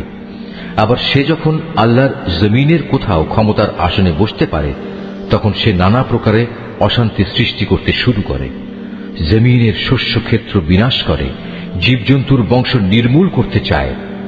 মূলত আল্লাহ তাআলা কখনো বিপর্যয় সৃষ্টিকারী মানুষদের পছন্দ করেন না। যখন তাকে বলা হয় ফিতনা ফাসাদ সৃষ্টি না করে তুমি আল্লাহ তাআলাকে ভয় করো, তখন তাকে মিথ্যা অহংকারে পেয়ে বসে, যা গুনাহর সাথে মেশানো থাকে। মূলত এ চরিত্রের লোকের জন্য জাহান্নামী যথেষ্ট, আর তা হচ্ছে একান্ত নিকৃষ্টতম ঠিকানা। এ মানুষদের ভেতর আবার এমন কিছু লোক রয়েছে যারা আল্লাহ তাআলার এতটুকু সন্তুষ্টি লাভের জন্য নিজের জীবন পর্যন্ত বিক্রি করে দেয়। আল্লাহ তাআলা এ ধরনের বান্দাদের প্রতি সত্যিই অনুগ্রহশীল। হে ইমানদার লোকেরা, তোমরা পুরোপুরি ইসলামের ছায়াতলে এসে যাও এবং কোনো অবস্থায় অভিশপ্ত শয়তানের পদাঙ্ক অনুসরণ করো না, কেননা শয়তান হচ্ছে তোমাদের প্রকাশ্যতম দুশমন। আল্লাহ তাআলার পক্ষ থেকে এসব সুস্পষ্ট নিদর্শন তোমাদের কাছে এসে যাওয়ার পরও যদি তোমাদের পদস্খলন হয়, তাহলে নিশ্চিত জেনে রাখো আল্লাহ তাআলা মহাবিজ্ঞ ও পরাক্রমশালী। তারা কি সেদিনের অপেক্ষা করছে যখন আল্লাহ তাআলা স্বয়ং তার ফেরেশতা সহ মেঘের ছায়া দিয়ে এখানে আসবেন এবং তখন তাদের ভাগ্যের চূড়ান্ত ফয়সালা হয়ে যাবে। সব কয়টি ব্যাপার সর্বশেষে তার কাছেই উপনীত হবে। তুমি বনী ইসরায়েলদের জিজ্ঞেস করো, কি পরিমাণ সুস্পষ্ট নিদর্শন আমি তাদের দান করেছি। আমি তাদের বলেছি, যার কাছে হেদায়েতের নিয়ামত আসার পর সে নিজে তা বদলে ফেলে, তার জন্য আল্লাহ তাআলা কঠোর শাস্তি দানকারী। যারা আল্লাহ তাআলাকে অস্বীকার করেছে তাদের জন্য তাদের এ পার্থিব জীবনটা খুব লোভনীয় করে সাজিয়ে রাখা হয়েছে। এরা ঈমানদার ব্যক্তিদের বিদ্রূপ করে, অথচ এই ঈমানদার ব্যক্তি যারা আল্লাহ তাআলাকে ভয় করেছে, শেষ বিচারের দিন তাদের মর্যাদা এদের তুলনায় অনেক বেশি হবে। আল্লাহ তাআলা যাকে চান তাকে অপরিমিত রিজিক দান করেন। একসময় সব মানুষ একই উম্মতের অন্তর্ভুক্ত ছিল, পরে এরা নানা দলে উপদলে বিভক্ত হয়ে তাদের স্রষ্টাকেই ভুলে গেল। তখন আল্লাহ তাআলা সঠিক পথের অনুসারীদের সুসংবাদবাহী আর গুনাহগারদের জন্য আযাবের সতর্ককারী হিসেবে নবীদের পাঠালেন। তিনি সত্যসহ গ্রন্থ নাজিল করলেন, যেন তা মানুষদের এমন পারস্পরিক বিরোধ সমূহের চূড়ান্ত ফয়সালা করতে পারে যে ব্যাপারে তারা মতবিরোধ করে। তাদের কাছে সুস্পষ্ট হিদায়াত পাঠানো সত্ত্বেও তারা পারস্পরিক বিদ্রোহ ও বিদ্বেষ সৃষ্টির জন্য মতবিরোধ করেছে। অতঃপর আল্লাহ তাআলা তাদের সবাইকে স্বীয় ইচ্ছায় সেই সঠিক পথ দেখালেন, যার ব্যাপারে ইতিপূর্বে তাদের মধ্যে মতবিরোধ সৃষ্টি হয়েছিল। আল্লাহ তাআলা যাকে চান তাকে সঠিক পথ দেখান। তোমরা কি মনে করে নিয়েছো যে তোমরা এমনি এমনি বেহেশতে চলে যাবে? এখনো পূর্ববর্তী নবীদের অনুসারীদের বিপদের মতো কিছুই তোমাদের উপর নাজিল হয়নি। তাদের উপর বহু ধরনের বিপর্যয় ও সংকট এসেছে। কঠোর নির্যাতনে তারা নির্যাতিত হয়েছে, কঠিন নিপীড়নে তারা শিহরিত হয়ে উঠেছে। এমনকি স্বয়ং আল্লাহর নবী ও তার সঙ্গী সাথীরা অত্যাচারে অতিষ্ঠ হয়ে এক পর্যায়ে এই বলে আর্তনাদ করে উঠেছে, আল্লাহ তাআলার সাহায্য কবে আসবে? আল্লাহ তাআলা তার প্রিয়জনদের সান্ত্বনা দিয়ে বললেন, অবশ্যই আল্লাহ তাআলার সাহায্য অতি নিকটে। তারা তোমার কাছে জানতে চাইবে তারা কি কি খাতে খরচ করবে।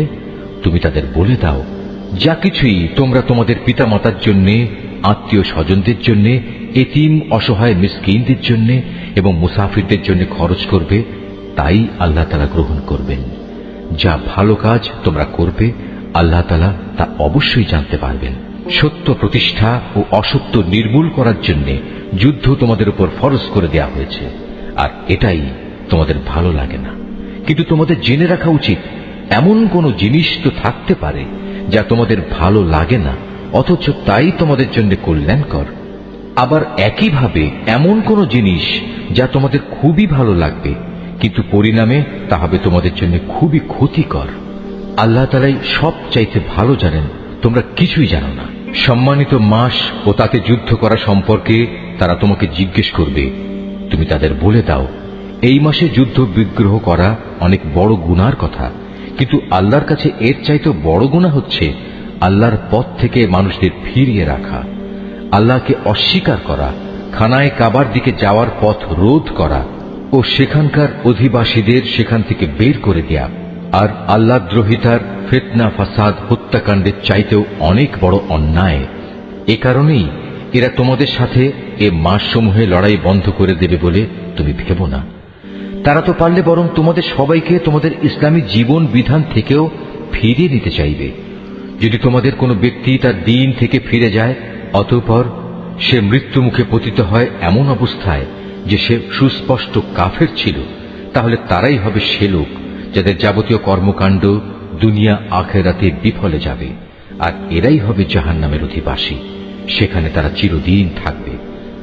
যারা ঈমান এনেছে, যারা হিজরত করেছে এবং আল্লাহর পথে জিহাদ করেছে, তারাই আল্লাহ তাআলার পক্ষ থেকে অনুগৃহীত হবার আশা করতে পারে। আল্লাহ তাআলা ক্ষমাশীল, অত্যন্ত দয়ালু। হে নবী, এরা তোমাকে মদ ও জুয়া সম্পর্কে জিজ্ঞেস করবে। তুমি তাদের বলে দাও, এই দুটো জিনিসের মধ্যে অনেক বড় ধরনের পাপ রয়েছে। যদিও মানুষের জন্য এর কিছু কিছু ব্যবসায়িক উপকারিতাও রয়েছে, কিন্তু এ উভয়ের ধ্বংসকারী গুনাহ তার ব্যবসায়িক উপকারিতার চাইতে অনেক বেশি। তারা তোমাকে এও জিজ্ঞেস করে তারা নেক কাজে কি কি খরচ করবে। তুমি তাদের বলো, দৈনন্দিন প্রয়োজন পূরণের পর যা অতিরিক্ত তাই। আল্লাহ তাআলা এভাবে তোমাদের জন্য তাঁর আয়াতসমূহ খুলে খুলে বলে দেন, যাতে করে তোমরা এ নিয়ে চিন্তা ভাবনা করতে পারো। এ নির্দেশ তোমাদের ইহকাল ও পরকালের কল্যাণের জন্যই। তোমাকে তারা এতিমদের ব্যাপারে জিজ্ঞেস করবে, তুমি বলো, তাদের জন্য গৃহীত সব পন্থাই উত্তম, যদি তোমরা তোমাদের ধন সম্পদ তাদের সাথে মিশিয়ে ফেলো, তাতে কোনো দোষ নেই, কারণ তারা তো তোমাদেরই ভাই। আর আল্লাহ তাআলা এটা ভালো করেই জানেন কে ন্যায়ানুগ পন্থায় আছে আর কে ফাসাদি স্বভাবের লোক। আল্লাহ তাআলা চাইলে এ ব্যাপারে আরো অধিক কড়াকড়ি আরোপ করতে পারতেন। নিঃসন্দেহে আল্লাহ তাআলা ক্ষমতাবান এবং কুশলীও। তোমরা কখনো কোনো মুশরিক নারী বিয়ে করো না যতক্ষণ না তারা ঈমান আনে। মনে রেখো, একজন মুসলমান দাসীও একজন ঐতিহ্যবাহী মুশরিক নারীর চাইতে উত্তম, যদিও এ মুশরিক নারীটি তোমাদের বেশি ভালো লাগে। হে মুসলিম মহিলারা, তোমরা কখনো কোনো মুশরিক পুরুষদের বিয়ে করো না যতক্ষণ না তারা আল্লাহর উপর ঈমান আনে, কেননা একজন ঈমানদার দাসও একজন উঁচু খানদানের মুশরিক ব্যক্তির চাইতে ভালো, যদিও এ মুশরিক ব্যক্তিটি তোমাদের ভালো লাগে। আসলে এরা তোমাদের জাহান্নামের আগুনের দিকেই ডেকে নেবে। আর আল্লাহ তাআলা হামেশাই তার মুমিন বান্দাদের তার আদেশ বলে জান্নাত ও ক্ষমার দিকে আহ্বান জানান, এবং এজন্যে তিনি তার আয়াতসমূহ মানুষদের কাছে স্পষ্ট করে বর্ণনা করেন, যাতে করে তারা উপদেশ গ্রহণ করতে পারে। হে নবী, তারা তোমার কাছ থেকে মহিলাদের মাসিক ঋতুকাল ও এ সময়ে তাদের সাথে দৈহিক মিলন সম্পর্কে জানতে চাইবে। তুমি তাদের বলো, আসলে মহিলাদের এ সময়টা হচ্ছে একটি অপবিত্র ও কষ্টকর অবস্থা, কাজেই ঋতুস্রাবকালে তাদের সঙ্গ বর্জন করবে এবং তোমরা দৈহিক মিলনের জন্য তাদের কাছে যেও না যতক্ষণ না তারা পুনরায় পবিত্র হয়। অতঃপর তারা যখন পুরো পাক সাফ হয়ে যায় তখন তোমরা তাদের কাছে যাও। দৈহিক মিলনের যে পদ্ধতি আল্লাহ তাআলা শিখিয়ে দিয়েছেন সেভাবে যাবে। আল্লাহ তাআলা অবশ্যই সেসব লোকদের ভালোবাসেন যারা আল্লাহর দিকেই ফিরে আসে এবং যারা পাক পবিত্রতা অবলম্বন করে। তোমাদের স্ত্রীরা হচ্ছে তোমাদের জন্য সন্তান উৎপাদনের ফসল ক্ষেত্র। তোমরা তোমাদের এই ফসল ক্ষেত্রে যেভাবে ইচ্ছা সেভাবেই গমন করো। তোমরা সময় থাকতে নিজেদের জন্য কিছু অগ্রিম নেক আমল পাঠিয়ে দাও। তোমরা আল্লাহকে ভয় করো। জেনে রেখো, একদিন তোমাদের সবাইকে তাঁর সামনাসামনি হতে হবে। মোমেনদের তুমি পুরস্কারের সুসংবাদ দান করো। তোমরা তোমাদের এমন শপথের জন্য আল্লাহর নামকে কখনো ঢাল হিসাবে ব্যবহার করবে না, যার মাধ্যমে ভালো কাজ করা, আল্লাহ তাআলাকে ভয় করা এবং মানুষদের মাঝে শান্তি শৃঙ্খলা প্রতিষ্ঠা করার কাজ থেকে তোমরা দূরে থাকবে, কারণ আল্লাহ তাআলা তোমাদের সবকিছুই শোনেন এবং সব কথাই তিনি জানেন। আল্লাহ তাআলা তোমাদের নিরর্থক শপথের জন্য কখনো পাকড়াও করবেন না, তবে তিনি অবশ্যই সেসব শপথের ব্যাপারে তোমাদের জিজ্ঞাসাবাদ করবেন, যা তোমরা আন্তরিকভাবে সম্পন্ন করো। বস্তুত আল্লাহ তাআলা বড় ক্ষমাশীল ও ধৈর্যশীল। যেসব লোক নিজ স্ত্রীদের কাছে যাবে না বলে কসম করেছে, তাদের এ ব্যাপারে মনস্থির করার জন্য 4 মাসের অবকাশ রয়েছে। এ সময়ের ভেতর যদি তারা তাদের কসম থেকে ফিরে আসে, তাহলে জেনে রেখো আল্লাহ তাআলা ক্ষমাশীল ও দয়াবান। আর তারা যদি এ সময়ের ভেতর তালাক দেওয়ার সিদ্ধান্ত করে, তাহলে তারা যেন জেনে রাখে আল্লাহ তাআলা সব শোনেন, জানেন। তালাকপ্রাপ্তা মহিলারা যেন 3টি মাসিক ঋতু অথবা ঋতু থেকে পবিত্র থাকার 3টি মুদ্দত পর্যন্ত নিজেদের পুনরায় বিয়ের বন্ধন থেকে দূরে রাখে। তাদের গর্ভে আল্লাহ তাআলা যা কিছু সৃষ্টি করেছেন তা গোপন করা কোনো অবস্থায় তাদের পক্ষে ন্যায়সঙ্গত হবে না, যদি তারা আল্লাহর উপর এবং পরকালের উপর ঈমান আনে। এ সময়ের ভেতর তাদের ফিরিয়ে নেয়ার ব্যাপারে তাদের স্বামীরা অবশ্য বেশি অধিকারী, যদি তারা উভয়ে পরস্পর মিলেমিশে চলতে চায়। পুরুষদের উপর নারীদের যেমন ন্যায়ানুগ অধিকার রয়েছে, তেমনি রয়েছে নারীদের উপর পুরুষের অধিকার। পারিবারিক ভরণ পোষণের দায়িত্বের কারণে তাদের উপর পুরুষের মর্যাদা একমাত্রা বেশি রয়েছে। আল্লাহ তাআলা বিপুল ক্ষমতার মালিক, তিনি পরম কুশলী। তালাক 2 বার মাত্র উচ্চারণ করা যেতে পারে। তৃতীয়বারের আগেই হয় সম্মান মর্যাদার সাথে তাকে ফিরিয়ে আনতে হবে, অথবা সহৃদয়তার সাথে তাকে চলে যেতে দেবে। তোমাদের জন্য এটা কোনো অবস্থায় ন্যায়সঙ্গত নয় যে বিয়ের আগে যা কিছু তোমরা তাদের দিয়েছ তা তাদের থেকে ফিরিয়ে নেবে। তবে আল্লাহর নির্দিষ্ট সীমারেখার ভেতরে থেকে স্বামী স্ত্রী একত্রে জীবন কাটাতে পারবে না এমন আশঙ্কা যদি দেখা দেয় তখন আলাদা হয়ে যাওয়াটাই উত্তম।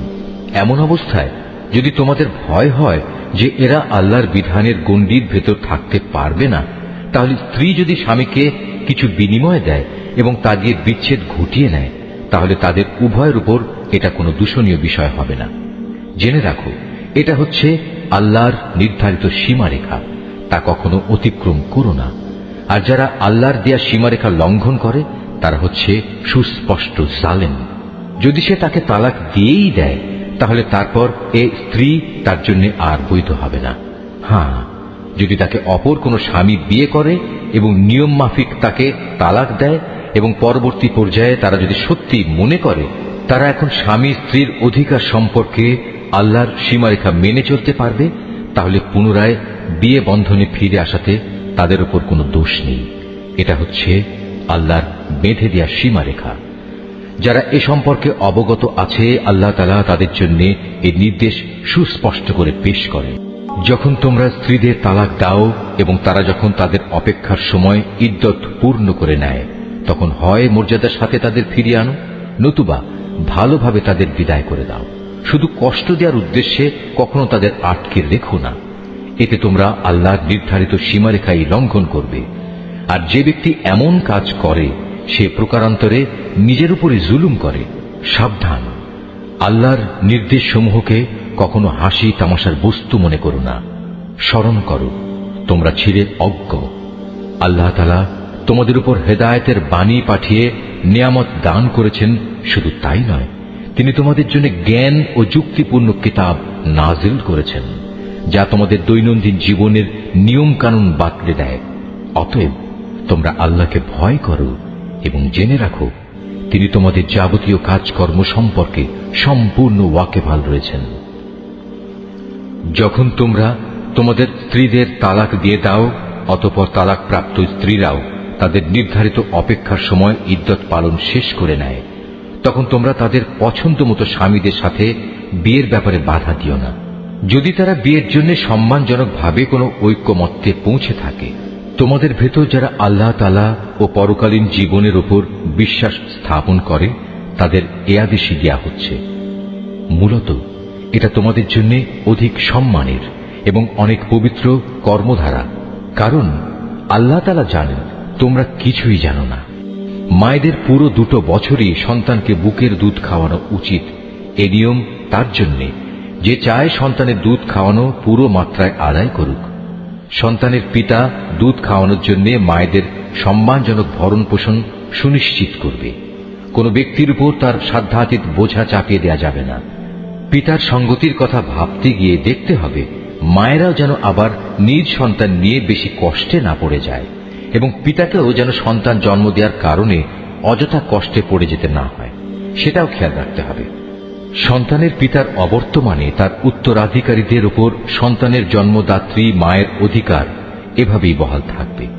তবে কোনো পর্যায়ে পিতা মাতা যদি পারস্পরিক সম্মতি ও পরামর্শের ভিত্তিতে আগেভাগেই সন্তানের দুধ ছাড়িয়ে নিতে চায়, তাতেও তাদের উপর কোনো দোষের কিছু নেই।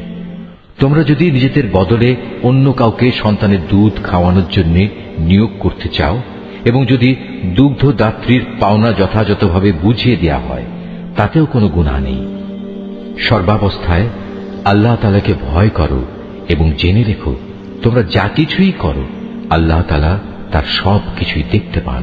তোমাদের মধ্যে যারা মৃত্যু মুখে পতিত হয় এবং তারা যদি তাদের স্ত্রীদের জীবিত রেখে যায়, সে অবস্থায় স্ত্রীরা যদি বিয়ে করতে চায়, তাহলে তারা তাদের নিজেদের 4 মাস 10 দিন পর্যন্ত সময় বিয়ে থেকে বিরত থাকবে। অপেক্ষার এ সময়টুকু যখন তারা পূরণ করে নেবে, তখন নিজেদের বিয়ের ব্যাপারে তারা ন্যায়ানুগ পন্থায় যা ইচ্ছা তাই করতে পারবে, এবং এই বিষয়টিতে তাদের উপর কোনো গুনাহ নেই। মূলত তোমরা যে যাই করো না কেন, আল্লাহ তাআলা সব কাজেরই খবর রাখেন। এমনকি সে অপেক্ষার সময় শেষ হওয়ার আগেও তোমরা কেউ যদি তাকে বিয়ে করার জন্য পয়গাম পাঠাও, কিংবা তেমন কোনো ইচ্ছা যদি তোমরা নিজেদের মনের ভেতর লুকিয়েও রাখো, তাতেও তোমাদের উপর কোনো দোষ নেই। কেননা আল্লাহ তাআলা এটা ভালো করেই জানেন তাদের কথা অবশ্যই তোমরা বারবার মনে করবে। কিন্তু সাবধান, আড়ালে আবডালে থেকে গোপনে তাদের বিয়ের কোনো প্রতিশ্রুতি দিও না। তাদের সাথে কখনো তোমাদের কথা বলতে হলে তা বলবে সম্মানজনক পন্থায়। আর ইদ্দত অপেক্ষার শরীয়ত সম্মত সময় শেষ হবার আগে কখনো তার সাথে বিয়ের সংকল্প করো না।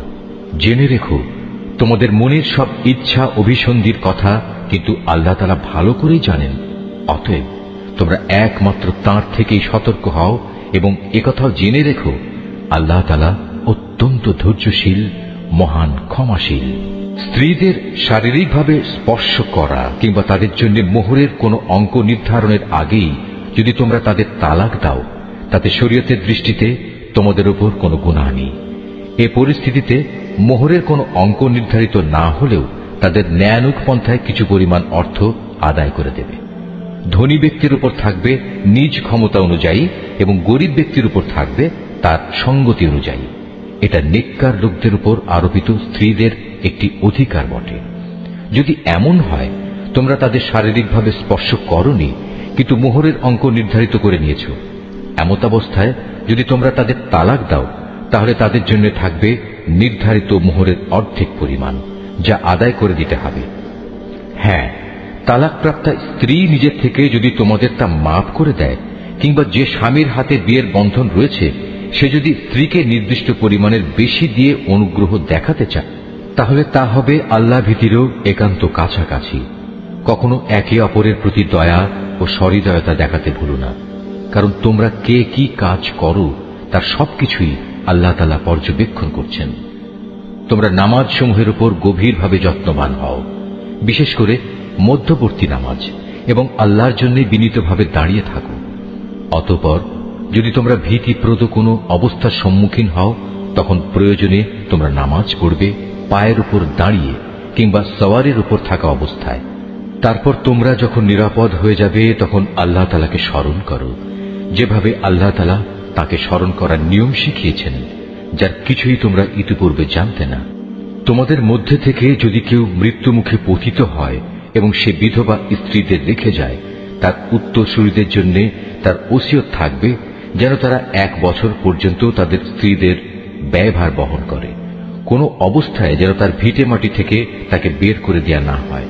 এই সময় পূরণ হবার আগে যদি তারা নিজেরাই বের হয়ে যায় এবং তারা নিজেদের ব্যাপারে কোনো ভিন্ন সিদ্ধান্ত করে কোনো সম্মানজনক ব্যবস্থা করে নেয়, তাহলে এজন্য তোমাদের উপর কোনো দোষ পড়বে না। আল্লাহ তাআলা সবার উপর শক্তিশালী, তিনি বিজ্ঞ কুশলীও। স্বামীদের উপর তালাকপ্রাপ্তা মহিলাদের জন্য ন্যায়সঙ্গত ভরণ পোষণের দায়িত্ব থাকবে। আল্লাহ তাআলাকে যারা ভয় করে এটা তাদের উপর আরোপিত দায়িত্ব। এভাবেই আল্লাহ তাআলা তার আয়াতগুলো তোমাদের জন্য সুস্পষ্ট করে বলে দিয়েছেন, যাতে করে তোমরা বুঝতে পারো। তুমি কি তাদের পরিণতি দেখোনি যারা মৃত্যুর ভয়ে নিজেদের ভিটে মাটি ছেড়ে বেরিয়ে এসেছিল, অথচ তারা সংখ্যায় ছিল হাজার হাজার। তাদের এ কাপুরুষোচিত আচরণে রুষ্ট হয়ে আল্লাহ তাআলা তাদের বললেন, তোমরা নিপাত হয়ে যাও। অতঃপর একসময় তাদের বংশধররা সাহসিকতার সাথে জালেমের মোকাবেলা করল। আল্লাহ তাআলা তাদের পুনরায় সামাজিক ও রাজনৈতিক জীবন দান করলেন। আল্লাহ তাআলা এ ধরনের সাহসী মানুষদের উপর সর্বদাই অনুগ্রহশীল, কিন্তু মানুষদের অধিকাংশই এজন্য আল্লাহর কৃতজ্ঞতা আদায় করে না। অতএব হে মুসলমানরা, কাপুরুষতা না দেখিয়ে তোমরা আল্লাহর পথে লড়াই করো এবং একথা ভালো করে জেনে রাখো, আল্লাহ তাআলা যেমন সব শোনেন তেমনি তিনি সবকিছু জানেনও। তোমাদের মধ্যে থেকে কে এমন হবে যে আল্লাহকে উত্তম ঋণ দেবে? যে কেউই আল্লাহকে ঋণ দেবে সে যেন জেনে রাখে আল্লাহ তাআলা ঋণের সে অঙ্ক তার জন্য বহু গুণ বাড়িয়ে দেবেন। আল্লাহ তাআলা কাউকে ধনী আবার কাউকে গরিব করে দেন, আর সব শেষে তোমাদের ধনী গরিব সবাইকে তো একদিন তার কাছেই ফিরে যেতে হবে। তুমি কি বনী ইসরাইল দলের কতিপয় নেতা সম্পর্কে চিন্তা করনি, যখন তারা মুসার আগমনের পর তদানীন্তন নবীর কাছে বলেছিল, আমাদের জন্য একজন বাদশা ঠিক করে দাও যেন তার সাথে আমরা আল্লাহর পথে লড়াই করতে পারি। আল্লাহর নবী তাদের বলল, তোমাদের অবস্থা আগের লোকদের মতো এমন হবে না তো যে আল্লাহ তাআলা তোমাদের লড়াইয়ের আদেশ দেবেন এবং তোমরা লড়াই করবে না? তারা বলল, আমরা কেন আল্লাহর পথে লড়ব না, বিশেষ করে যখন আমাদের নিজেদের বাড়ি ঘর থেকে আমাদের বের করে দেয়া হয়েছে, আমাদের ছেলে মেয়েদেরও বের করে দেয়া হয়েছে। অতঃপর যখন সত্যি সত্যি তাদের আল্লাহর পক্ষ থেকে যুদ্ধের আদেশ দেয়া হল, তখন কতিপয় সাহসী বান্দা ছাড়া তাদের অধিকাংশই ময়দান ছেড়ে পালিয়ে গেছে। আসলে আল্লাহ তাআলা জালেমদের ভালো করেই জানেন। তাদের নবী তাদের বলল, আল্লাহ তাআলা তালুতকে তোমাদের উপর বাদশাহ নিযুক্ত করে পাঠিয়েছেন। এ কথা শুনে তারা বলল, তার কি অধিকার আছে যে আমাদের উপর রাজত্ব করার? বাদশাহীর অধিকার বরং তার চাইতে আমাদেরই বেশি রয়েছে। তাছাড়া অর্থ প্রাচুর্যও তো তার বেশি নেই। আল্লাহর নবী বলল, শাসন ক্ষমতার জন্য আল্লাহ তাআলা তাকেই বাছাই করেছেন এবং এ কাজের জন্য তার শারীরিক যোগ্যতা ও জ্ঞান প্রতিভা আল্লাহ তাআলা বাড়িয়ে দিয়েছেন। আসলে আল্লাহ তাআলা যাকে চান তাকেই তার রাজ ক্ষমতা দান করে থাকেন। তার ভান্ডার অনেক প্রশস্ত। আল্লাহ তাআলা যাকে চান তাকেই রাজত্ব দেন। আল্লাহ তাআলা প্রাচুর্যময় ও মহাবিজ্ঞ। তাদের নবী তাদের আরো বলল, আল্লাহ তাআলা যাকে পাঠাচ্ছেন তার বাদশাহীর অবশ্যই একটা চিহ্ন থাকবে এবং তা হচ্ছে সে তোমাদের সামনে হারানো সিন্দুকটি এনে হাজির করবে। এতে তোমাদের জন্য আল্লাহর পক্ষ থেকে সান্ত্বনা ও প্রশান্তির বিষয় থাকবে। তাছাড়া এ অমূল্য সিন্দুকে মুসা ও হারুনের পরিবার পরিজনের কিছু রেখে যাওয়া জিনিসপত্রও থাকবে। আল্লাহ তাআলার নির্দেশে তার ফেরেশতারা এই সিন্দুক তোমাদের জন্য বহন করে আনবে। যদি তোমরা বিশ্বাস স্থাপন করো তাহলে তোমরা দেখবে এ সব কিছুতে তোমাদের জন্য এক ধরনের নিদর্শন রয়েছে। রাজত্ব পেয়ে তালুত নিজ বাহিনী নিয়ে যখন এগিয়ে গেল, তখন সে তার লোকদের বলল, আল্লাহ তাআলা একটি নদীর পানি দিয়ে তোমাদের পরীক্ষা করবেন। যদি তোমাদের মধ্যে কেউ এর পানি পান করে তাহলে সে আর আমার দলভুক্ত থাকবে না, আর যে ব্যক্তি তা খাবে না সে অবশ্যই আমার দলভুক্ত থাকবে। তবে কেউ যদি তার হাত দিয়ে সামান্য এক আঁজলা পানি খেয়ে নেয় তা ভিন্ন কথা। অতঃপর সেখানে গিয়ে হাতে গোনা কয়েকজন লোক ছাড়া আর সবাই তৃপ্তি ভরে পানি পান করল। এ কয়জন লোক যারা তার কথায় তার সাথে ঈমান এনেছিল, তারা এবং তালুত যখন নদী পার হয়ে এগিয়ে গেল, তখন তারা নিজেদের দীনতা দেখে বলে উঠল, হে আল্লাহ, আজ জালুত এবং তার বিশাল বাহিনীর মোকাবেলা করার শক্তি আমাদের নেই।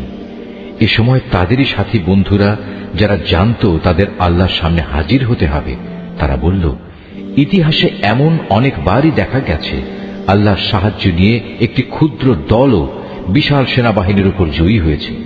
কেননা আল্লাহ তাআলা ধৈর্যশীলদের সাথেই থাকেন। তারপর যখন সে তার সৈন্য নিয়ে মোকাবেলা করার জন্য দাঁড়ালো, তখন তারা আল্লাহর কাছে সাহায্য চেয়ে বলল, হে আমাদের মালিক, তুমি আমাদের সবরের তৌফিক দান করো।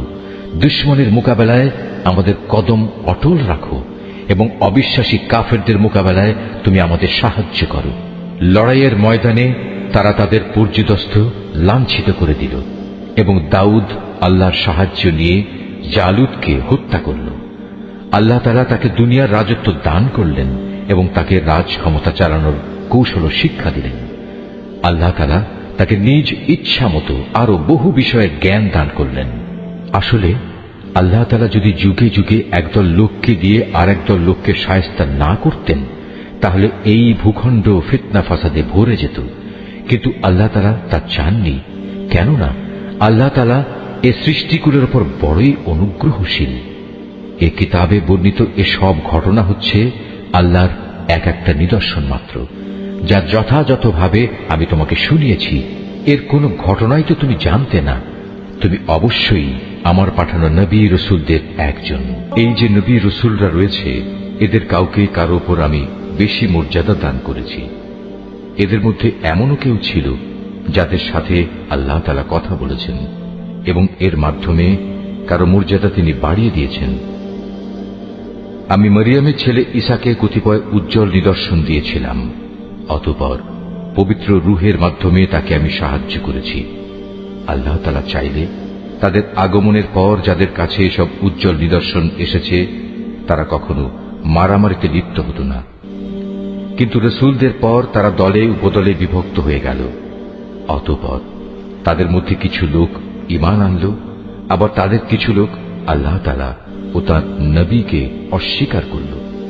অথচ আল্লাহ পাক চাইলে এরা কেউই যুদ্ধ বিগ্রহে লিপ্ত হতো না।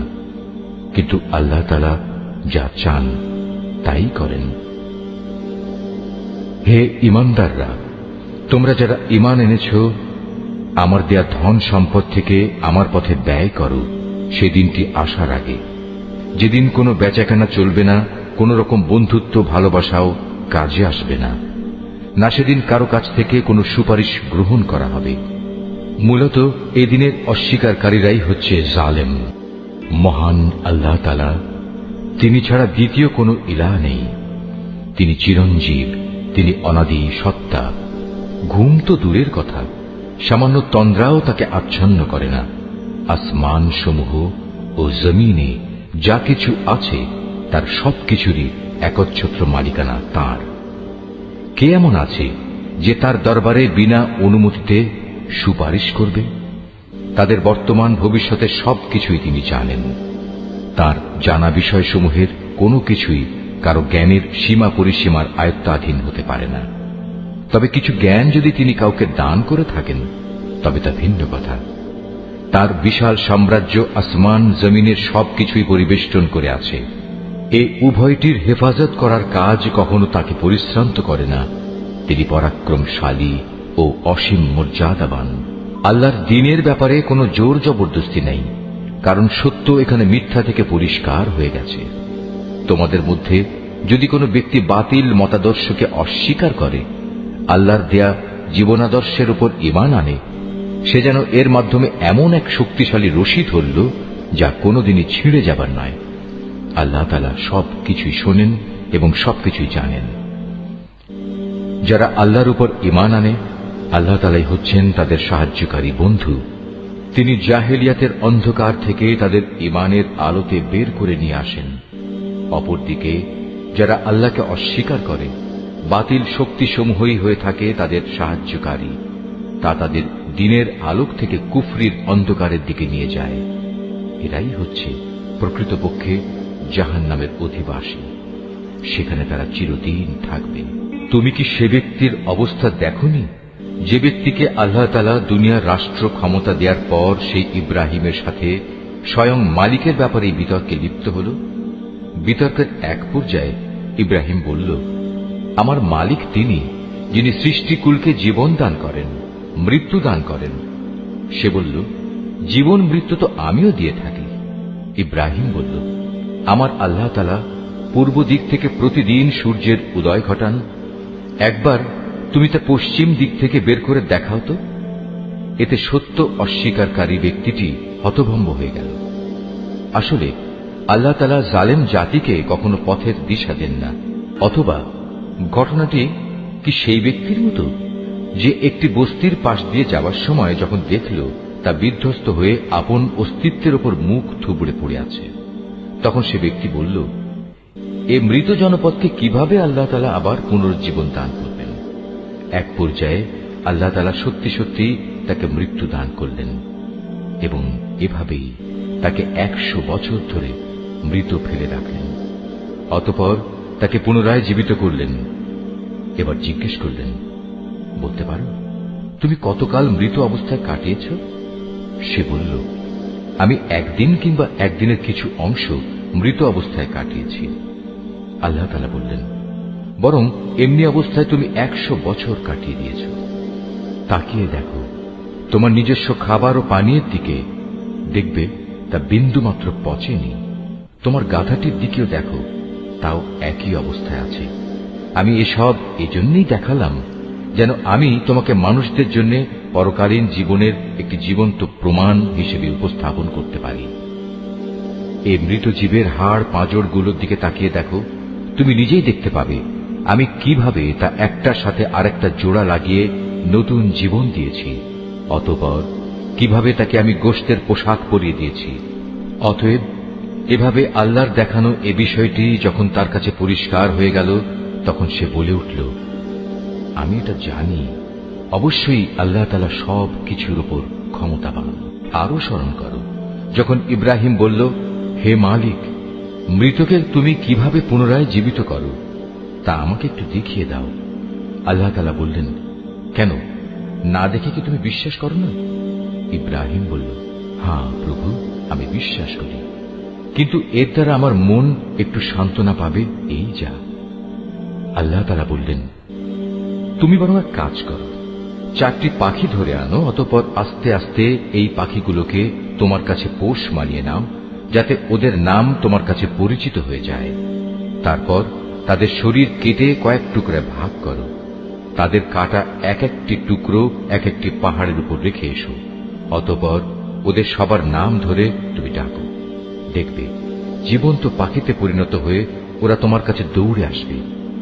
তুমি জেনে রাখো, আল্লাহ তাআলা মহা শক্তিশালী, বিজ্ঞ, কুশলী। যারা নিজেদের ধন সম্পদ আল্লাহ তাআলার পথে খরচ করে, তাদের উদাহরণ হচ্ছে একটি বীজের মতো, যে বীজটি বপন করার পর তা থেকে একে একে 7টি শীষ বেরুল, আবার এর প্রতিটি শীষে রয়েছে 100 শস্য দানা। আসলে আল্লাহ তাআলা যাকে চান তাকে বহু গুণ বৃদ্ধি করে দেন। আল্লাহ তাআলা অনেক প্রশস্ত, অনেক বিজ্ঞ।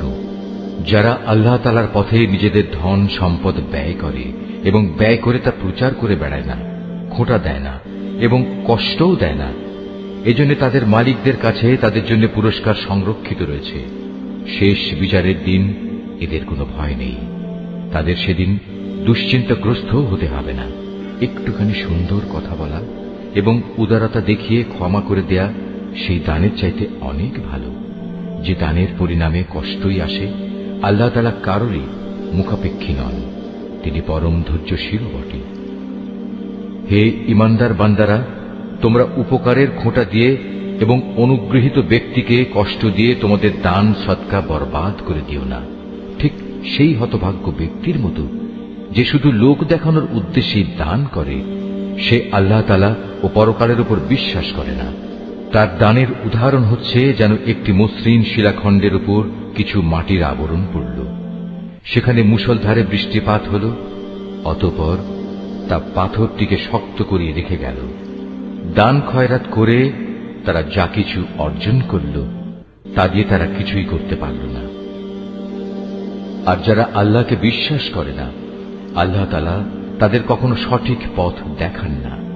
অপরদিকে যারা আল্লাহ তাআলার সন্তুষ্টির জন্য এবং নিজেদের মানসিক অবস্থা আল্লাহর পথে সুদৃঢ় রাখার জন্য নিজেদের ধন সম্পদ ব্যয় করে, তাদের উদাহরণ হচ্ছে যেন তা কোনো উঁচু পাহাড়ের উপত্যকায় একটি সুসজ্জিত ফসলের বাগান। যদি সেখানে প্রবল বৃষ্টিপাত হয়, তাহলে ফসলের পরিমাণ দ্বিগুণ হয়। আর প্রবল বৃষ্টিপাত না হলেও বৃষ্টির শিশির বিন্দুগুলোই ফসলের জন্য যথেষ্ট হয়। আল্লাহ তাআলা ভালো করে পর্যবেক্ষণ করেন তোমরা কে কি কাজ করো। তোমাদের কেউ কি চাইবে যে তার কাছে ফলে ফুলে সুশোভিত একটি বাগান থাকুক, যাতে খেজুর ও আঙুর সহ বিভিন্ন ধরনের ফলমূল থাকবে, তার তলদেশ দিয়ে আবার প্রবহমান থাকবে কতিপয় ঝর্ণাধারা, আর এর ফল ভোগ করার আগেই বাগানের মালিক বয়সের ভারে নুয়ে পড়বে এবং তার কিছু দুর্বল সন্তান থাকবে। এই অবস্থায় হঠাৎ করে এক আগুনে বাতাস এসে তার সব স্বপ্ন জ্বালিয়ে দিয়ে যাবে। এভাবেই আল্লাহ তাআলা তার নিদর্শনগুলো তোমাদের কাছে সুস্পষ্টভাবে বর্ণনা করেন, যাতে তোমরা আল্লাহ তাআলার এসব কথার উপর চিন্তা গবেষণা করতে পারো। হে ঈমানদার লোকেরা, তোমরা নিজেরা যা অর্জন করেছ সে পবিত্র সম্পদ এবং যা আমি জমিনের ভেতর থেকে তোমাদের জন্য বের করে এনেছি, তার থেকে একটি উৎকৃষ্ট অংশ আল্লাহর পথে ব্যয় করো। আল্লাহর জন্য এমন নিকৃষ্টতম জিনিসগুলো বেছে রেখে তার থেকে ব্যয় করো না, যা অন্যরা তোমাদের দিলে তোমরা তা গ্রহণ করবে না। অবশ্য যা কিছু তোমরা অনিচ্ছাকৃতভাবে গ্রহণ করো তা আলাদা। তোমরা জেনে রেখো, আল্লাহ তাআলা তোমাদের দানের মুখাপেক্ষী নন, সব প্রশংসার মালিক তো তিনি। শয়তান সব সময় তোমাদের অভাব অনটনের ভয় দেখাবে এবং সে নানাবিধ অশ্লীল কর্মকাণ্ডের আদেশ দেবে। আর আল্লাহ তাআলা তোমাদের তার কাছ থেকে অসীম বরকত ও ক্ষমার প্রতিশ্রুতি দিচ্ছেন এবং সেদিকেই তিনি তোমাদের ডাকছেন। আল্লাহ তাআলা প্রাচুর্যময় ও সম্যক অবগত। আল্লাহ তাআলা যাকে চান তাকে একান্তভাবে তার পক্ষ থেকে বিশেষ জ্ঞান দান করেন। আর যে ব্যক্তিকে আল্লাহ তাআলার সেই বিশেষ জ্ঞান দেওয়া হল, সে যেন মনে করে তাকে প্রচুর কল্যাণ দান করা হয়েছে। আর প্রজ্ঞা সম্পন্ন ব্যক্তি ছাড়া আল্লাহর এসব কথা থেকে অন্য কেউ কোনো শিক্ষায় গ্রহণ করতে পারে না। তোমরা যা কিছু খরচ করো আর যা কিছু খরচ করার জন্য মানত করো, আল্লাহ তাআলা অবশ্যই তা ভালো করেই জানেন। জালেমদের আসলেই কোনো সাহায্যকারী নেই। আল্লাহ তাআলা সন্তুষ্টির জন্য তোমরা যা কিছু দান করো তা যদি প্রকাশ্যভাবে মানুষদের সামনে করো তা ভালো কথা, তাতে কোনো দোষ নেই। তবে যদি তোমরা তা মানুষদের কাছে গোপন রাখো এবং চুপে চুপে অসহায়দের দিয়ে দাও, তা হবে তোমাদের জন্য উত্তম। এ দানের কারণে আল্লাহ তাআলা তোমাদের বহুবিধ গুনাহ খাতা মুছে দেবেন। আর তোমরা যাই করো না কেন, আল্লাহ তাআলা সবকিছু সম্পর্কে ওয়াকিবহাল রয়েছেন। যারা তোমার কথা শোনে না, তাদের হেদায়েতের দায়িত্ব তোমার উপর নয়, তবে আল্লাহ তাআলা যাকে চান তাকে সঠিক পথ দেখান। তোমরা যা দান সদকা করো এটা তোমাদের জন্য কল্যাণকর, কারণ তোমরা তো এজন্যই খরচ করো যেন আল্লাহর সন্তুষ্টি অর্জন করতে পারো। তোমরা আজ যা কিছু দান করবে, আগামীকাল তার পুরোপুরি পুরস্কার তোমাদের আদায় করে দেয়া হবে। সেদিন তোমাদের উপর কোন রকম জুলুম করা হবে না। দান সদকা তো তোমাদের মাঝে এমন কিছু গরিব মানুষের জন্য যারা আল্লাহর পথে এমন ভাবে ব্যাপৃত, যারা নিজেদের জন্য জমিনের বুকে চেষ্টা সাধনা করতে পারে না, আত্মসম্মান বোধের কারণে কিছু চায় না বলে অজ্ঞ মূর্খ লোকেরা এদের মনে করে এরা বুঝি সচ্ছল। কিন্তু তুমি এদের বাহ্যিক চেহারা দেখেই এদের সঠিক অবস্থা বুঝে নিতে পারো। এরা মানুষদের কাছ থেকে কাকুতি মিনতি করে ভিক্ষা করতে পারে না। তোমরা যা কিছুই খরচ করবে আল্লাহ তাআলা তার যথার্থ বিনিময় দেবেন, কারণ তিনি সবকিছুই দেখেন। যারা দিনরাত প্রকাশ্যে ও সঙ্গোপনে নিজেদের মাল সম্পদ ব্যয় করে, তাদের মালিকের দরবারে তাদের এ দানের প্রতিফল সুরক্ষিত রয়েছে। তাদের উপর কোন রকম ভয়ভীতি থাকবে না, তারা চিন্তিতও হবে না। যারা সুদ খায় তারা মাথা উঁচু করে দাঁড়াতে পারবে না, দাঁড়ালেও তার দাঁড়ানো হবে সে ব্যক্তির মতো যাকে শয়তান নিজস্ব পরশ দিয়ে দুনিয়ার লোভ লালসায় মোহাচ্ছন্ন করে রেখেছে। এটা এই কারণে যেহেতু এরা বলে ব্যবসা বাণিজ্য তো সুদের মতোই একটা কারবারের নাম, অথচ আল্লাহ তাআলা ব্যবসা হালাল করেছেন এবং সুদকে হারাম করেছেন। তাই তোমাদের যার যার কাছে তার মালিকের পক্ষ থেকে সুদ সংক্রান্ত এই উপদেশ পৌঁছেছে, সে অতঃপর সুদের কারবার থেকে বিরত থাকবে। আগে এ আদেশ আসা পর্যন্ত যে সুদ সে খেয়েছে তা তো তার জন্য অতিবাহিত হয়েই গেছে, তার ব্যাপার একান্তই আল্লাহ তাআলার সিদ্ধান্তের উপর। কিন্তু এরপর যে ব্যক্তি আবার সুদী কারবারে ফিরে আসবে, তারা অবশ্যই জাহান্নামের অধিবাসী হবে, সেখানে তারা চিরদিন থাকবে।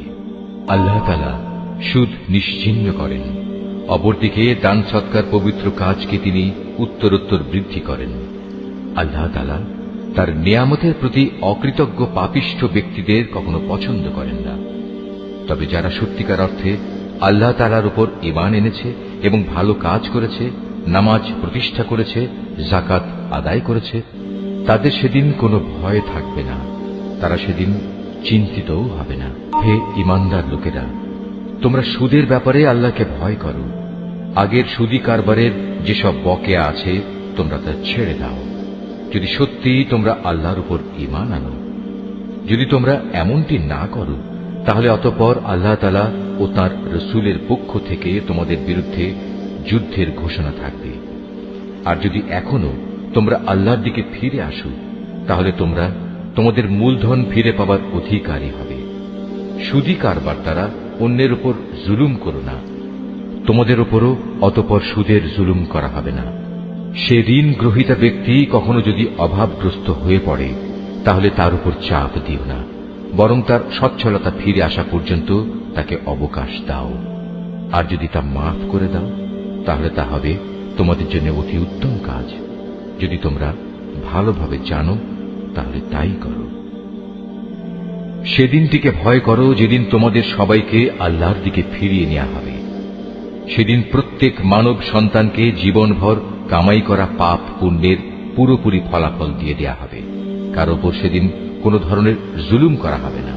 হে ঈমানদার বান্দারা, তোমরা যখন পরস্পরের সাথে নির্দিষ্ট একটি সময়ের জন্য ঋণের চুক্তি করো, তখন তা লিখে রাখো। তোমাদের মধ্যকার যে কোনো একজন লেখক সুবিচারের ভিত্তিতে এই চুক্তিনামা লিখে দেবে। যাকে আল্লাহ তাআলা লেখা শিখিয়েছেন, সে যেন কখনো লিখতে অস্বীকৃতি না জানায়। লেখার সময় ঋণ গ্রহীতা লেখককে বলে দেবে, কি কি শর্ত সেখানে লিখতে হবে। এ পর্যায়ে লেখককে অবশ্যই তার মালিক আল্লাহ তাআলাকে ভয় করা উচিত। চুক্তিনামা লেখার সময় লক্ষ্য রাখতে হবে তার কিছু যেন বাদ না পড়ে। যদি সে ঋণ গ্রহীতা অজ্ঞ, মূর্খ এবং সব দিক থেকে দুর্বল হয়, অথবা চুক্তিনামার কথাবার্তা বলে দেওয়ার ক্ষমতাই তার না থাকে, তাহলে তার পক্ষ থেকে তার কোনো অভিভাবক ন্যায়ানুগ পন্থায় বলে দেবে কি কি কথা লিখতে হবে। তদুপরি তোমাদের মধ্যে থেকে দুইজন পুরুষকে এ চুক্তিপত্রে সাক্ষী বানিয়ে নিও। যদি দুইজন পুরুষ একত্রে পাওয়া না যায়, তাহলে একজন পুরুষ এবং দুজন মহিলা সাক্ষী হবে, যাতে করে তাদের একজন ভুলে গেলে দ্বিতীয়জন তাকে স্মরণ করিয়ে দিতে পারে। এমন সব লোকদের মধ্যে থেকে সাক্ষী নিতে হবে যাদের উভয় পক্ষ পছন্দ করবে।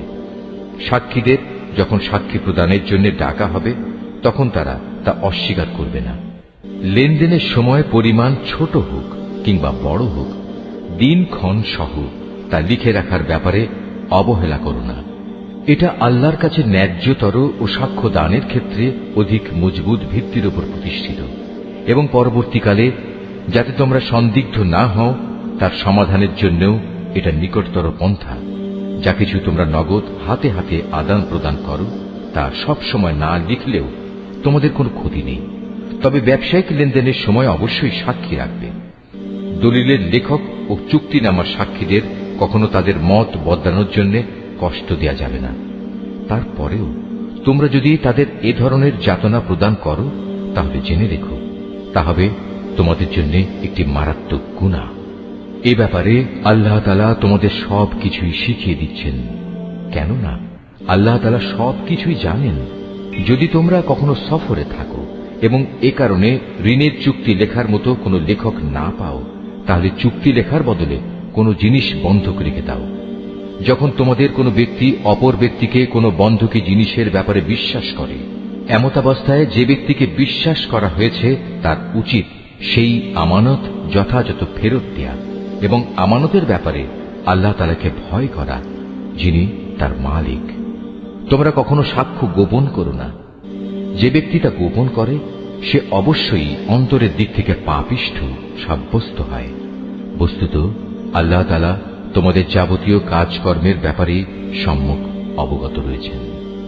আসমান জমিনে যা কিছু আছে তা সবই আল্লাহ তাআলার জন্য। তোমরা তোমাদের মনের ভেতরে যা কিছু আছে তা যদি প্রকাশ করো কিংবা তা গোপন করো, আল্লাহ তাআলা একদিন তোমাদের কাছ থেকে এর পুরোপুরি হিসাব গ্রহণ করবেন। এরপর তিনি যাকে ইচ্ছা তাকে মাফ করে দেবেন, আবার যাকে ইচ্ছা তাকে তিনি শাস্তি দেবেন। আল্লাহ তাআলা সব কিছুর উপর ক্ষমতাবান। আল্লাহর রসূল সে বিষয়ের উপর ঈমান এনেছে যা তার উপর তার মালিকের পক্ষ থেকে নাযিল করা হয়েছে, আর যারা সে রসূলের উপর বিশ্বাস স্থাপন করেছে তারাও সে একই বিষয়ের উপর ঈমান এনেছে। এরা সবাই ঈমান এনেছে আল্লাহর উপর, তার ফেরেশতাদের উপর, তার কিতাব সমূহের উপর, তার রসূলদের উপর। তারা বলে, আমরা তার পাঠানো নবী রসূলদের কারো মাঝে কোন রকম পার্থক্য করি না।